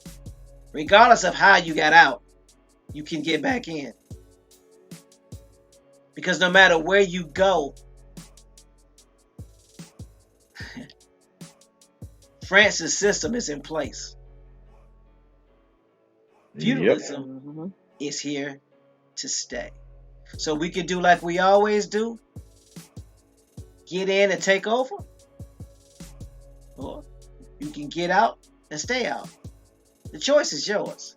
Because one thing I can promise you is your army ain't nowhere near as big as the United States Army. That much I promise. But you know what's funny? What's up? The funny part is, it don't even have to come down to that. Right. It comes down to individuals doing their due diligence and accepting their part in this and stepping forward to make changes, not to be right, but to get it right. Mm-hmm. So that tomorrow can be brighter. I mean, sitting back talking about, yes, we all angry. Yes, it stings, but getting angry talking about fighting and forming wars, what that's really going to change? That ain't going to do nothing but set the generations further and further back. Because what resources do you stand on now to actually make this plausible? None. Mm-hmm. We supposed to believe we're going to come together as a people and fight a government, but we fighting each other in our own neighborhoods. Come on, man. Let's stop sipping the Kool-Aid, please.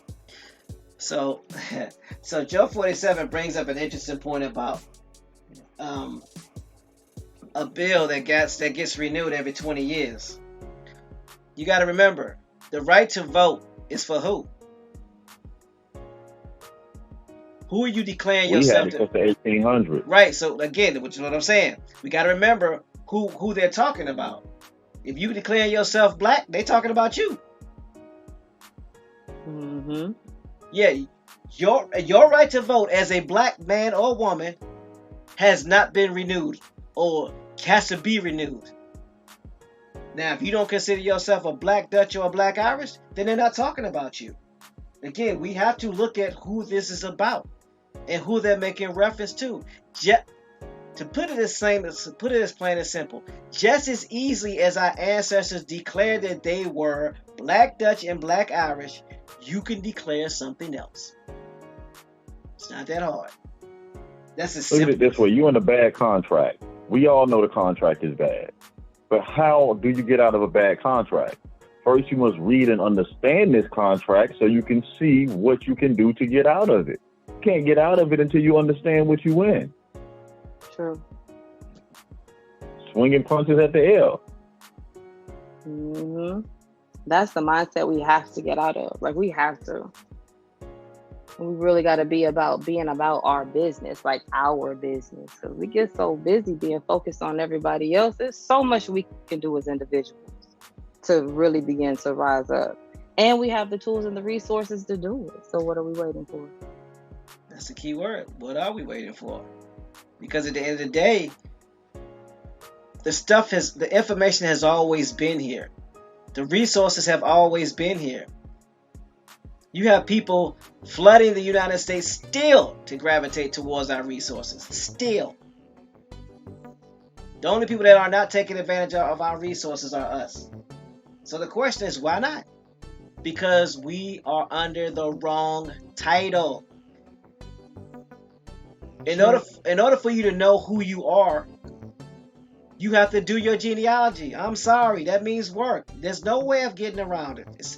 You're not going to be able to get your mouth swabbed to find out that you belong to a specific tribe that don't even do or submit DNA to a DNA test. So your tribe will never come up on a DNA swab. I'm sorry, it's not going to happen.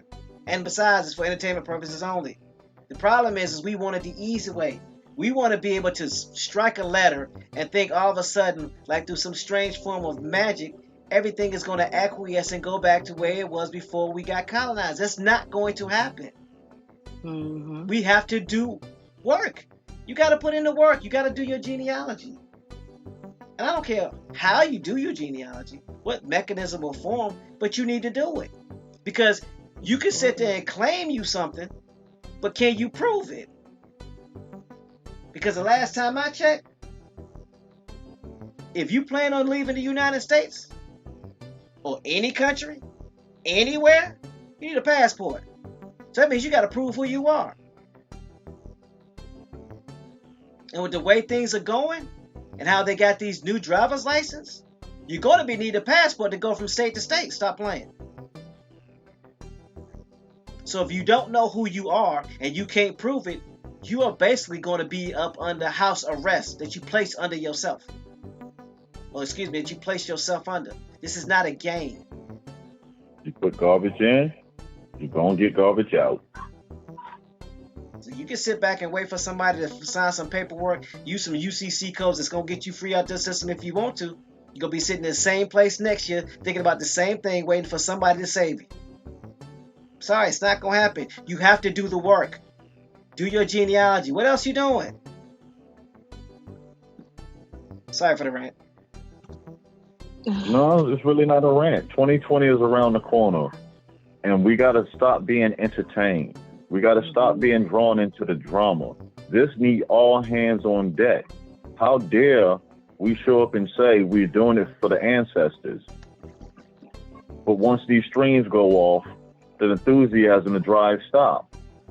No, that drive counts when we're not online, when we're our individuals in our households.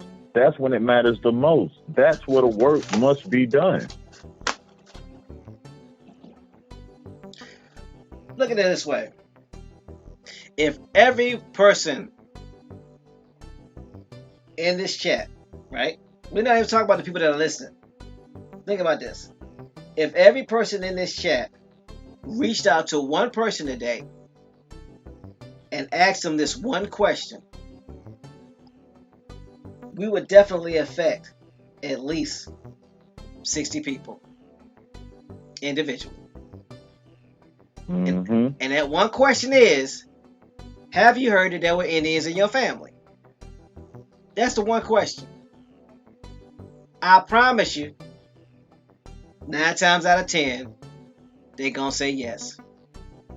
And if the answer is yes, then the next question would be, would you like to find out if that's actually the case? Bingo. Icebreaker. Slide. We don't have to hit people upside the head with a bunch of unnecessary information or try to beat consciousness into them. The way we get stuff done is by asking questions. Have you heard that you have Indians in your family? Would you like to find out if that's the case? It's that simple. It's not rocket science. People act like they got to go out and get a PhD in speech to open up some forums so they can invite people in and teach them about being indigenous. That's not what you need to do. Open your mouth and start asking questions. That's how you find out stuff. Ain't that how your 4-year-old get everything they want? Asking questions. Closed mouth don't get fed. So if everybody did that, then we could affect 60 people. If those 60 people did that, now you just affected 120 people. And if those 100 people do that, now you affected 240 people. And you've affected positively 240 people in less than 4 days. It don't take a lot. No, it don't. And that's a misconception. People think they gotta get together and do all this unnecessary stuff when everything starts where you're at. Start where you are. To talk to people. I like to say in the chat, stop being scared. People claiming they all hard on YouTube, but then they don't go talk to their neighbor. You might as well talk to them. You got to pass by them. Make the conversation count. Help them subscribe to your channel. If nothing else, open the conversation. Look at it this way. If doing your genealogy does nothing more than allow the younger generation to speak to the older generation, wouldn't that put us at least in a better situation over the next 10 years? Absolutely. If nothing else gets done. Make us better than what we are today. We too busy looking at screens all day.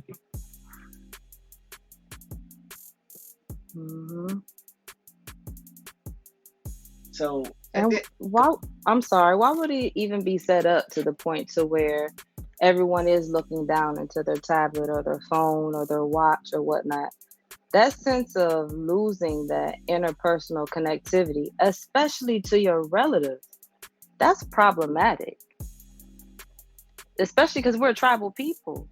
So we really have to look at like what's happening around us. Like We all see the importance of being natural and being grounded. We can't forget those little things because little hinges swing big doors. Joe 47 brought up a great point.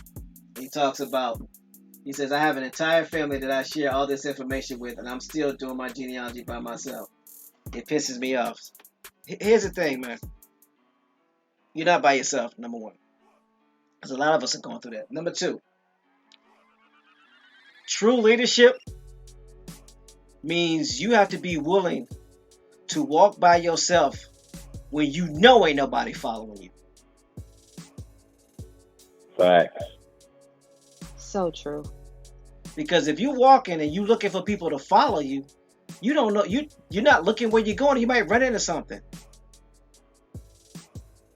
So I say all that to say, Joe 47, continue to do your genealogy. And as you start finding out things, they'll come around. But just know you're not by yourself with this. There are a lot of us who family members are very reluctant. Before my mom passed, she wouldn't tell me nothing about her family. Not one iota. I have a conversation with her, boom, shut down. So I just basically had to do the genealogy on her side all by myself. So, but if you keep doing the work, it will get easier. It will get better. You will find that there's somebody down in your family tree that has information that you're looking for. At the end of the day, as long as you don't stop, you'll be fine. The problem comes in is when you stop. That's where the problem comes in. And you know, if and you also remember, we created the form mainly for that. So when you're doing your genealogy and you get stuck or you're getting frustrated, you can always reach out on the phone to members in the community or someone on the panel just to get through these little bumps in the road. We have to start working together. Different people got different skill sets when it comes to this and digging through this genealogy. But if we don't use them, what good are they? Just something to think about moving forward. That if we all rely on each other, by default, we make each other better. And that's how we pull each other up.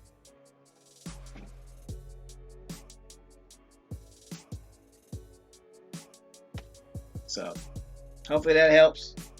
Don't forget we got over 50 free sites, and then there's information on the state's vitality records for every state. And we also have to keep in mind that depending on when you go back into your family tree, you have to cross-reference where your state was at that time. If you have family members in the southern part of South Carolina or the northern part of South Carolina, depending on how far back you get, your family records might be either in Georgia or in North Carolina. That's important. If you in Louisiana, it could be a lot of places. Might be in Mobile. That used to be the capital. And Mobile is a French word. It was once part of Louisiana. So all this stuff is tied in. It's key. That's the reason why we do this. So our goal is to help you find your ancestors. So hopefully we're doing our job.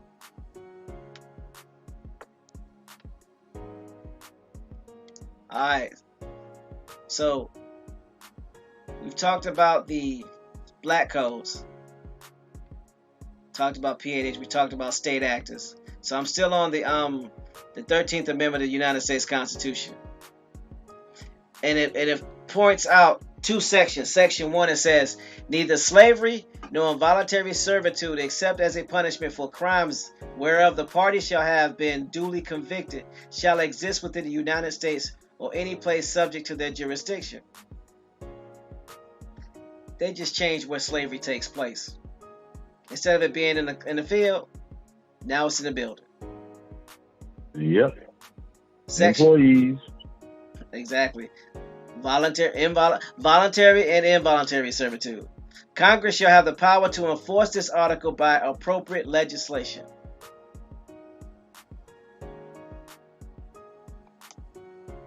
Okay? So, slavery in the United States.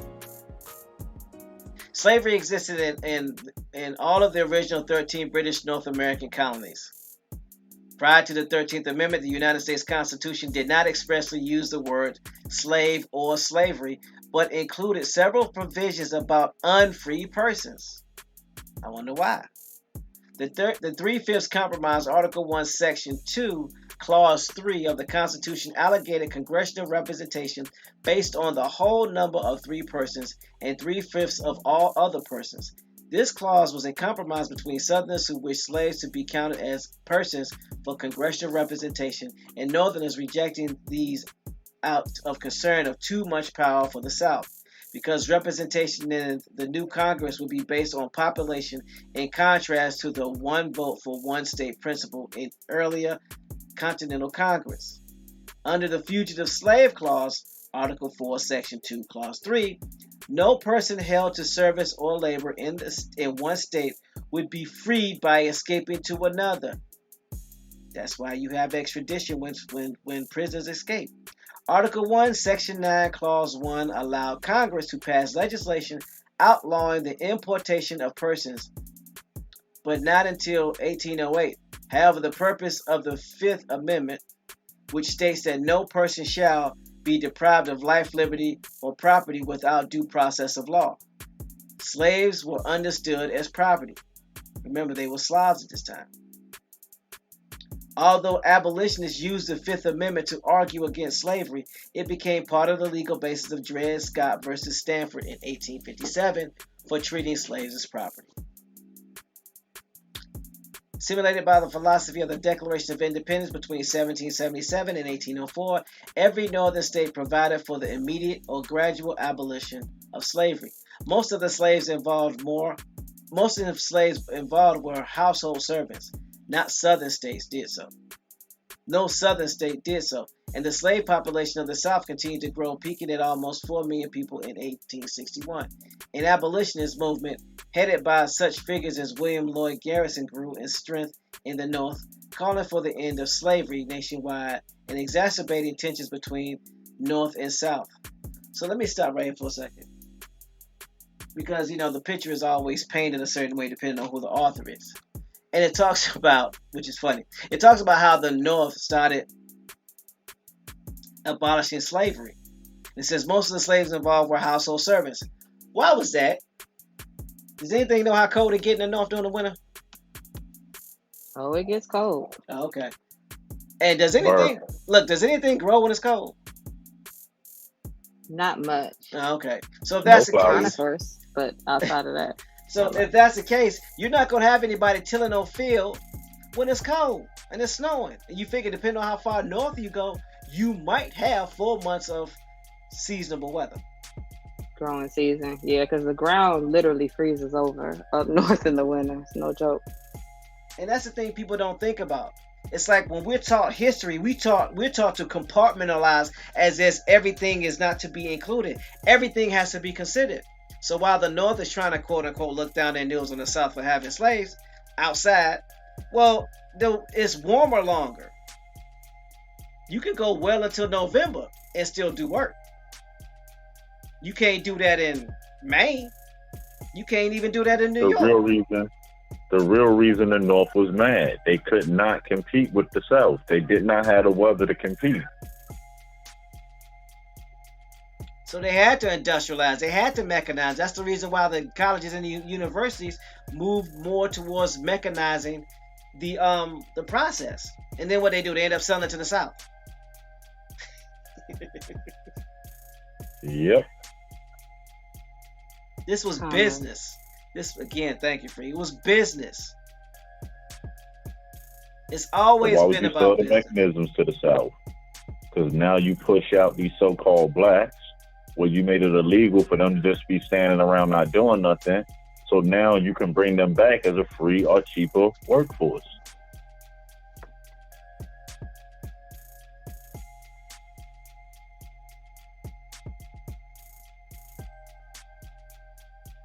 Wasn't it last year Walmart got busted for having prisoners till their farms? I think so. That's deplorable. especially considering the majority of their frontline workers are on public assistance. Yep. I mean, come on now. How did America become a superpower? Free and cheap labor. That's how they became the richest nation. You ain't paying nobody nothing. That's right. That's right. David, Sam Walton, excuse me, Sam Walton was a Huguenot. His family's a Huguenot. They stay on that wealthy list. Top 10 wealthiest families.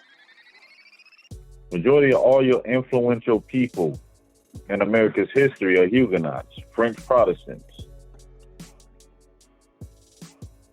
So they have French Protestant ancestry, and they also tie into indigenous people on this land. So they have aristocracy on both sides. I'm sorry, Bones, go ahead. Or aristocracy. I was talking to Matisse.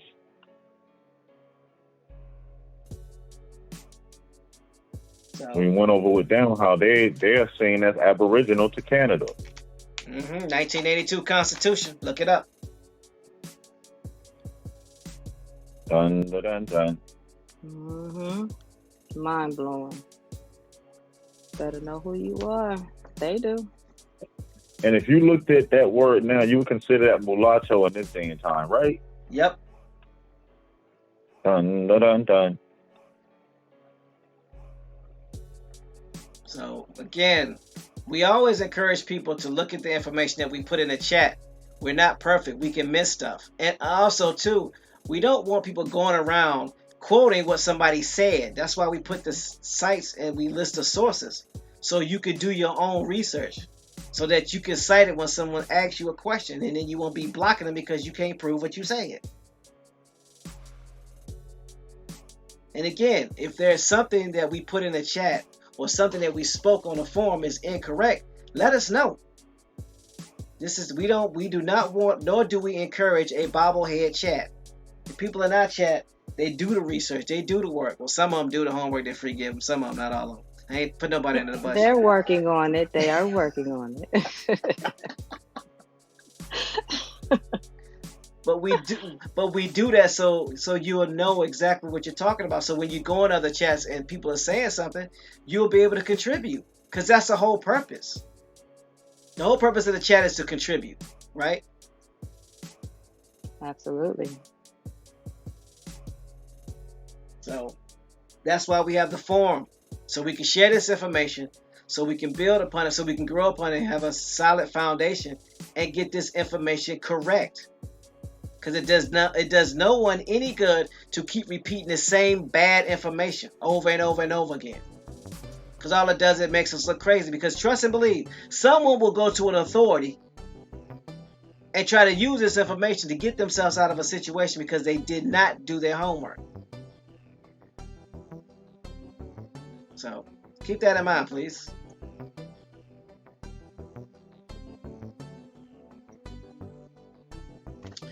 All right. And the people who gave you the information, no place to be found.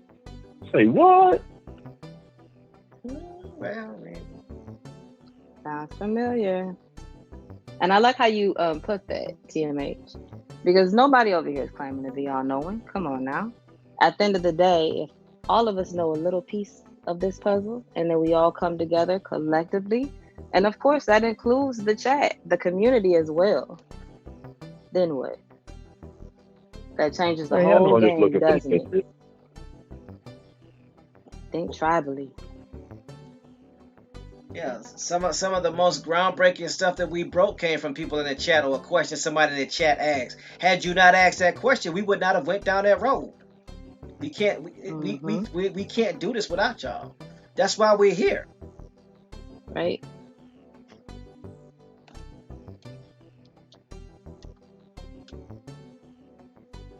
So it talks about the philosophy of the Declaration of Independence and how the states provided for immediate or gradual abolishment of slavery. And I was talking about how they try to make themselves seem so grandiose when in actuality it wasn't financially feasible for them to have SLAVS working or even sharecropping.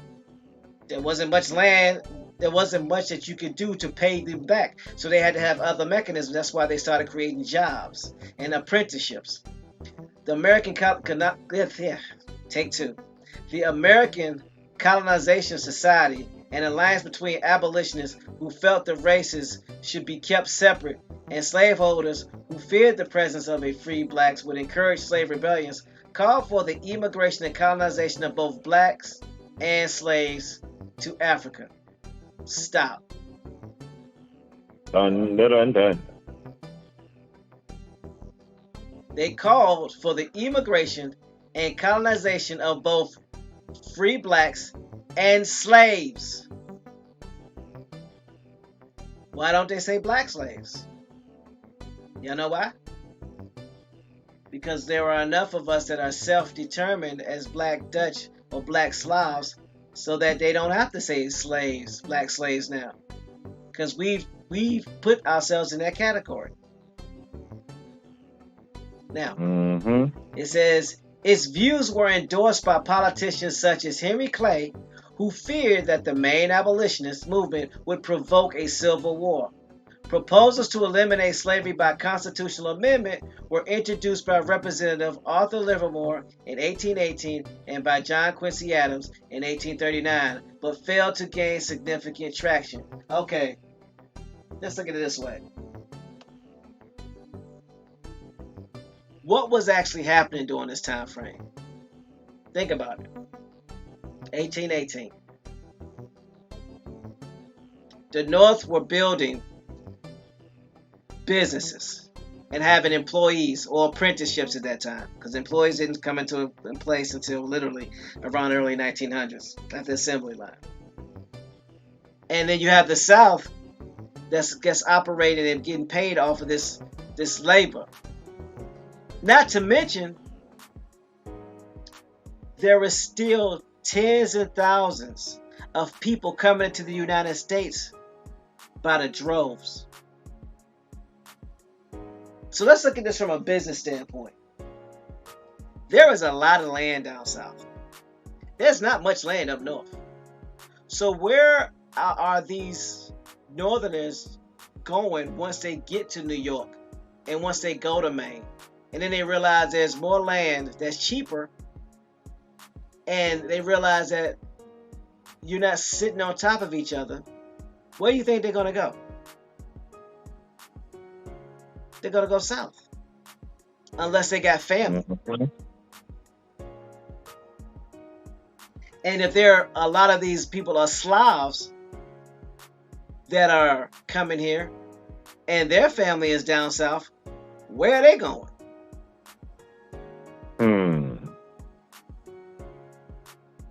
So if you remove the word people and replace them with potential hires, right? Because agriculture is a business, industrialism is a business, because they both work together. But let's look at them as two industries, one being a northern industry, the other being a southern industry.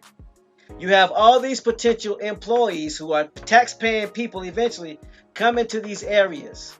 What area is getting the most money based off of this free hiring system? The South. Okay. What was one of the biggest concerns of the North when it came to population and representation? The South would get more people, so that way they would be more powerful. That's why they did the 3/5.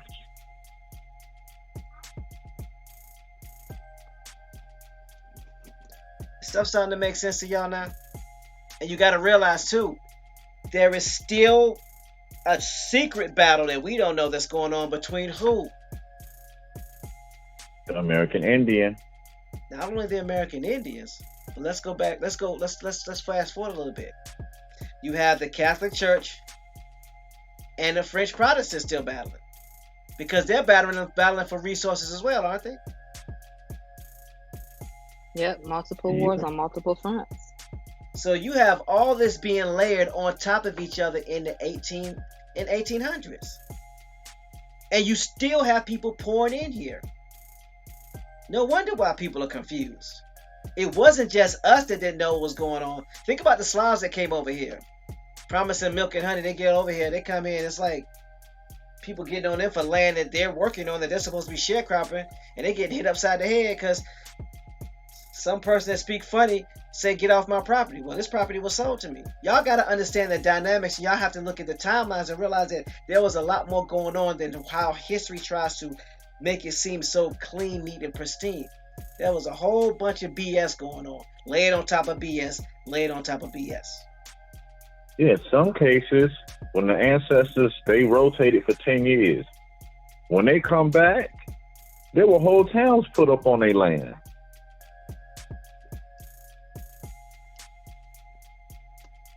Imagine you got a couple of acres, you might not see some plots for 20 years. By the time you come back, what?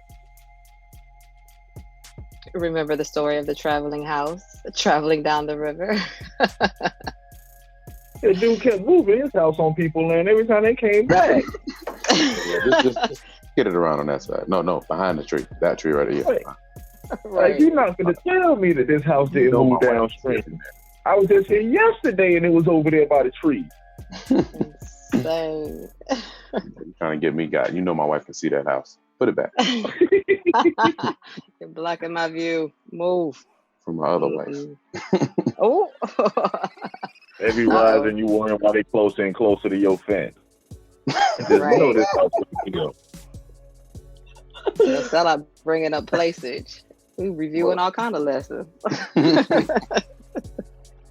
Removing the property line. I mean, but think about it. Speaking of placeage, who brought prostitution over here? We covered that yesterday. The French brought prostitution over here. They emptied a whole hospital with 10,000. They had 10,000 prostitute and mentally unstable women here. Yep. Brought them to the Americas to infiltrate the population. Look at that.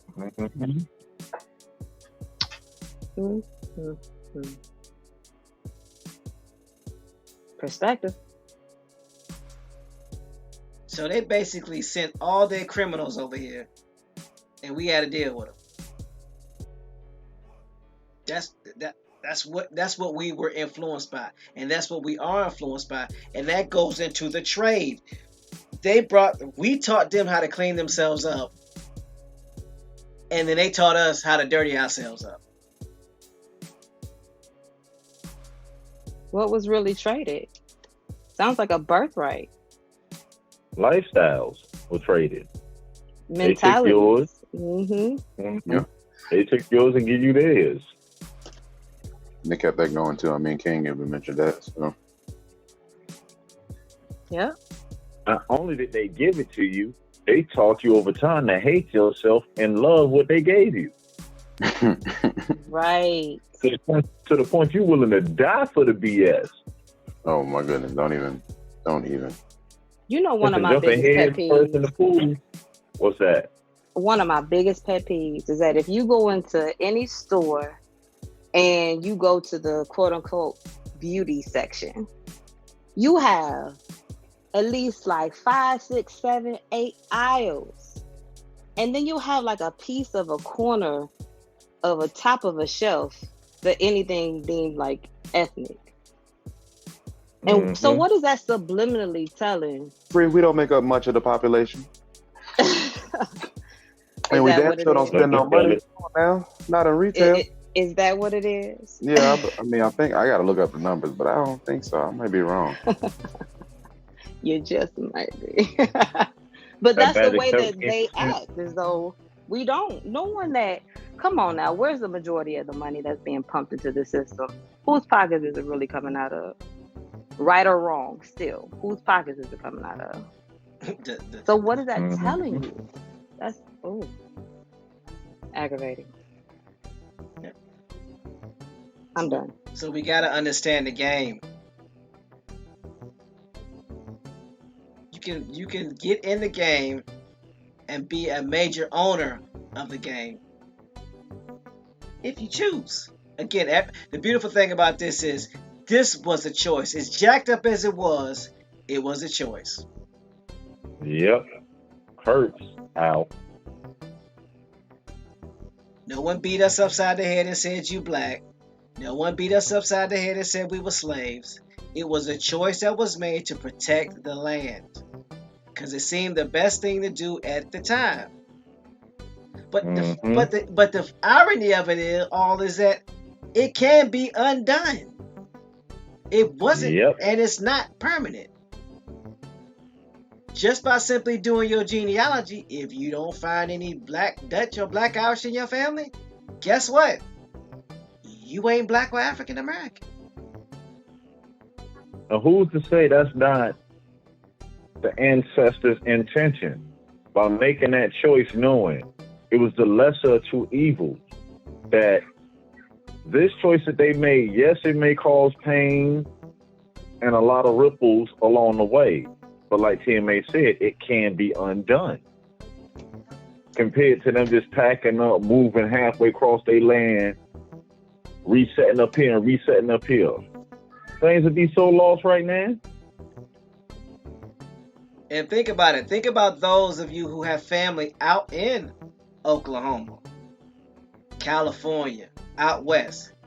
We would like to hear about some of the discoveries that you've made and how challenging it could have been or how challenging it wasn't, because many of us here on the panel, our ancestry doesn't go out that far west.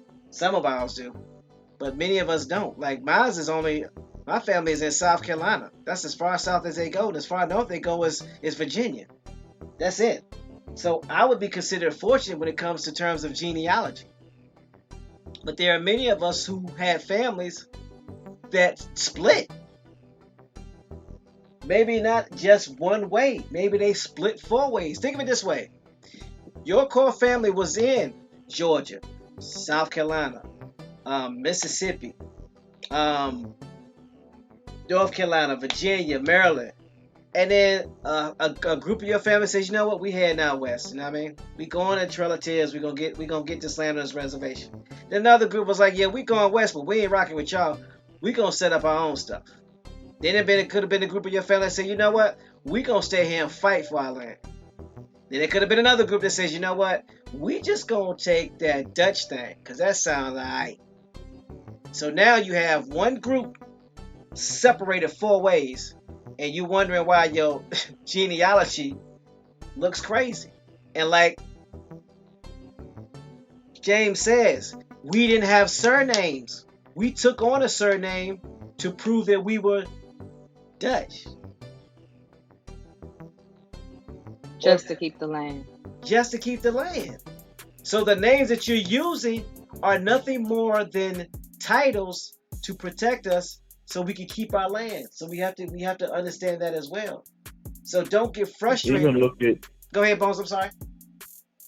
Even look at the case of what happened to the Indians in Mississippi.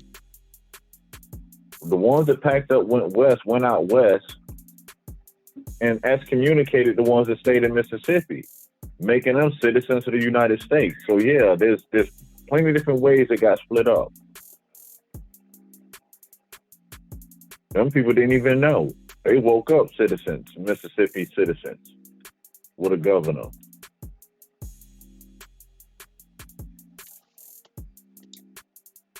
You know, at the end of the day, we sold our own people out.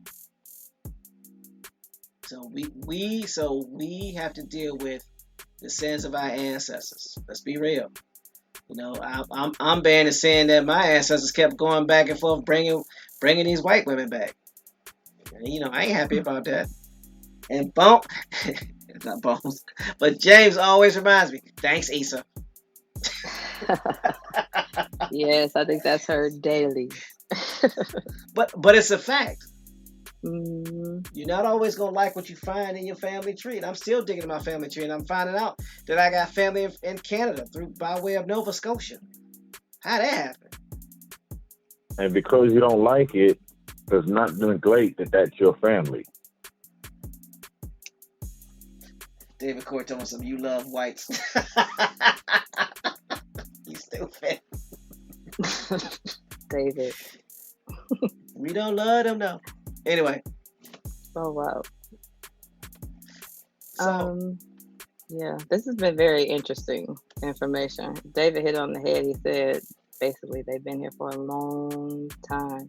And that's what I think a lot of people miss, is that the French influence has been over here in the Americas first. First thing first, copper-colored people found here, indigenous to America. We know that. Not negating that at all. The sense of the French or Huguenots being given asylum in some of the cities of refuge that Indians had that protected people when they were being persecuted, or just if they killed someone, things along those lines. That was offered by our ancestors. Some overstayed their welcome. Some came back because they wanted to be here so bad. Came back up through Canada, down to Mississippi. We dug on that and whatnot too. It's important to see that the more the population grows, the more the indigenous people were influenced. And then look at where we are today. When you have that backdrop, I think it gives you a premise to really be able to affect change from where you are. And it also explains things. I'm sorry, go ahead, boss. Yeah, I was just gonna say, and it also shows when they let them claim as Aboriginals of Canada. That's telling it all. That the children of these Indians and French are listed as Aboriginal. 1982, Canadian Constitution. Don't trust us. Look it up, please. And for those, don't tell you how long the French been here. Nope, sure don't. That should tell you something. Exactly. That the children of French and Indians are legally classified as Aboriginal. Again, don't take our word for it. Look it up. Oh, let me type something in the chat real quick. Uh-oh. Here he go. No, just a little disclaimer. You're not going to be petty, why are you? No. Let's check. Yeah, baby. Now I got to ask. Just putting it out there. And also, too, the beautiful thing about the information that we came across is stuff that you can find on the internet. All you have to do is type New France, and there's a plethora, don't ask me to spell that word, of information that will lead you to New France. There are lots of maps, hundreds of maps about New France. When you take a look at it, when Bones did the show on it, it was 75% of America was under French control.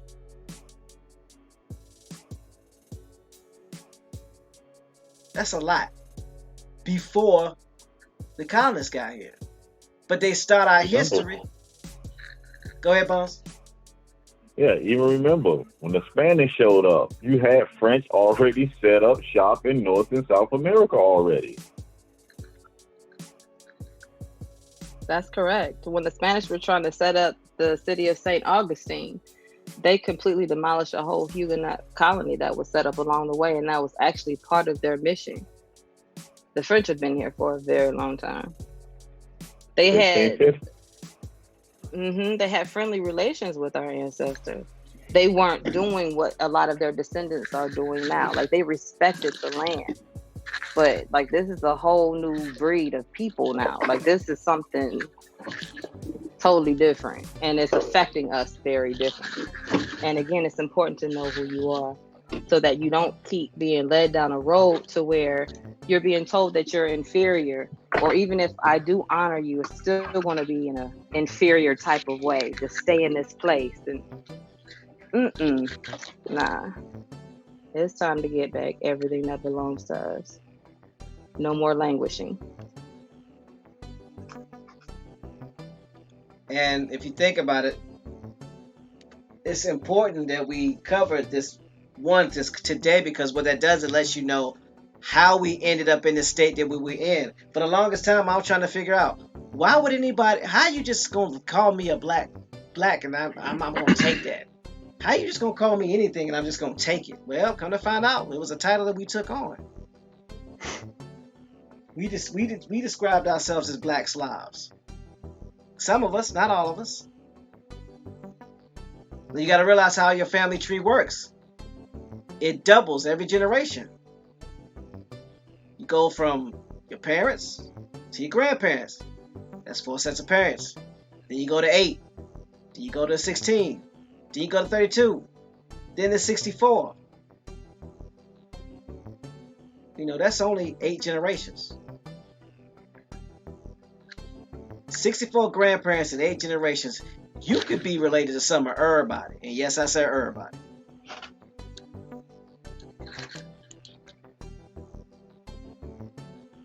So just remember that. Everything needs to be taken into account when you're doing your genealogy. Especially for us, because our history is all over the place. It's all over the place. Remember that. And it's important. It's very important because,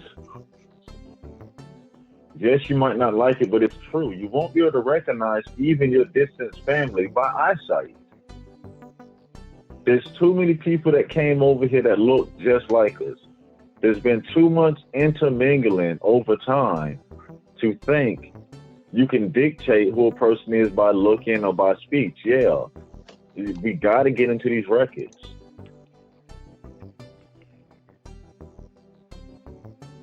Very important. So, it's 10:38. It's about that time to wrap it up. So, hopefully your hard hats last a little bit longer today than they did yesterday.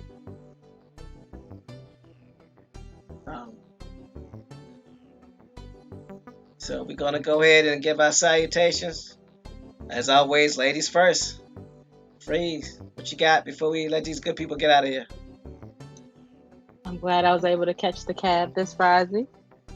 Please continue to remember who you are. Do your genealogy. It is imperative. Know thyself. Think tribally. And I look forward to building with you guys next time.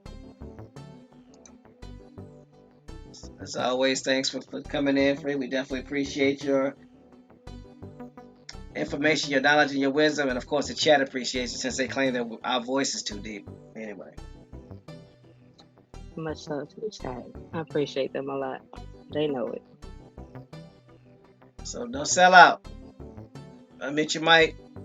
Give these people some good stuff so we can move forward. Putting the pressure on me now.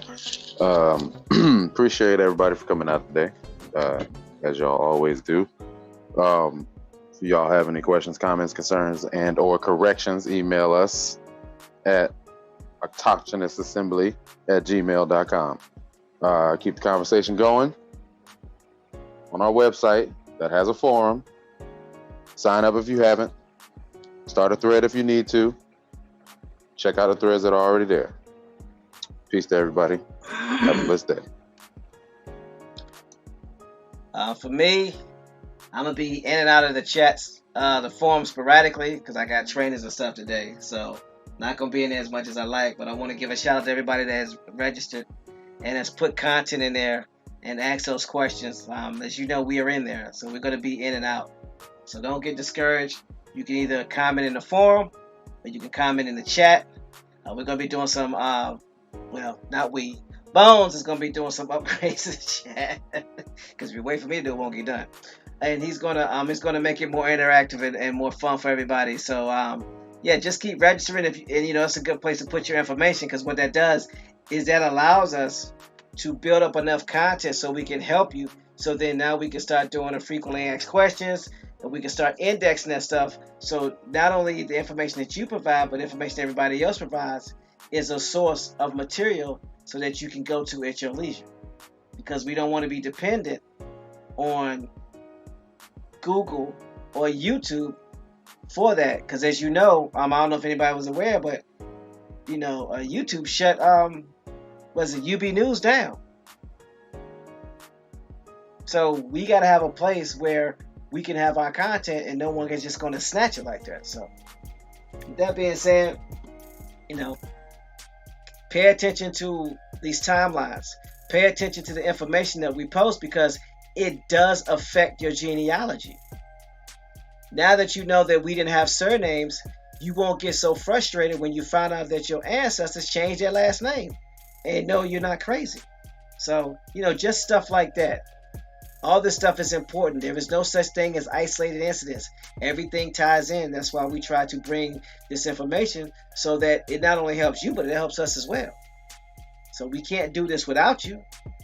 And the more of us that are out here bringing this information, the easier it will be for everybody else to do their genealogy and the less work they'll have to do. Because somebody has to start it.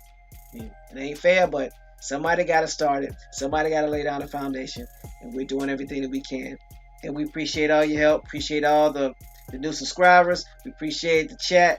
Y'all always bombastic. We appreciate the information and the feedback that y'all give us. We appreciate the individuals that's watching, and hopefully you'll be able to use this information to provide some clarity for you and your relatives, and also be able to put yourself in a better financial situation. So with that, I'm going to relinquish the mic to Bones H. McCoy so he can drop these jewels and then send us out. I relinquish the mic. All right. Thanks to the panel. Thanks for the information that everyone walked today. And if anything, if these bills that we've been doing, especially over the last 3 weeks, if anything, they should show you the importance of genealogy and why it matters so much to find out who you are. So on that note, it's always fun when we get to kick it with the relatives. No place we'd rather be. And until tomorrow's Rising Show, peace.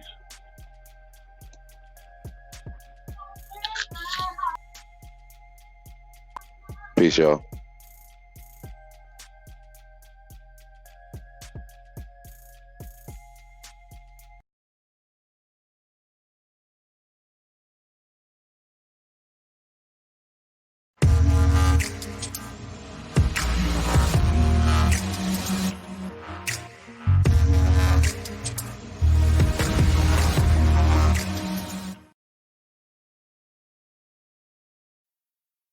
Thank you.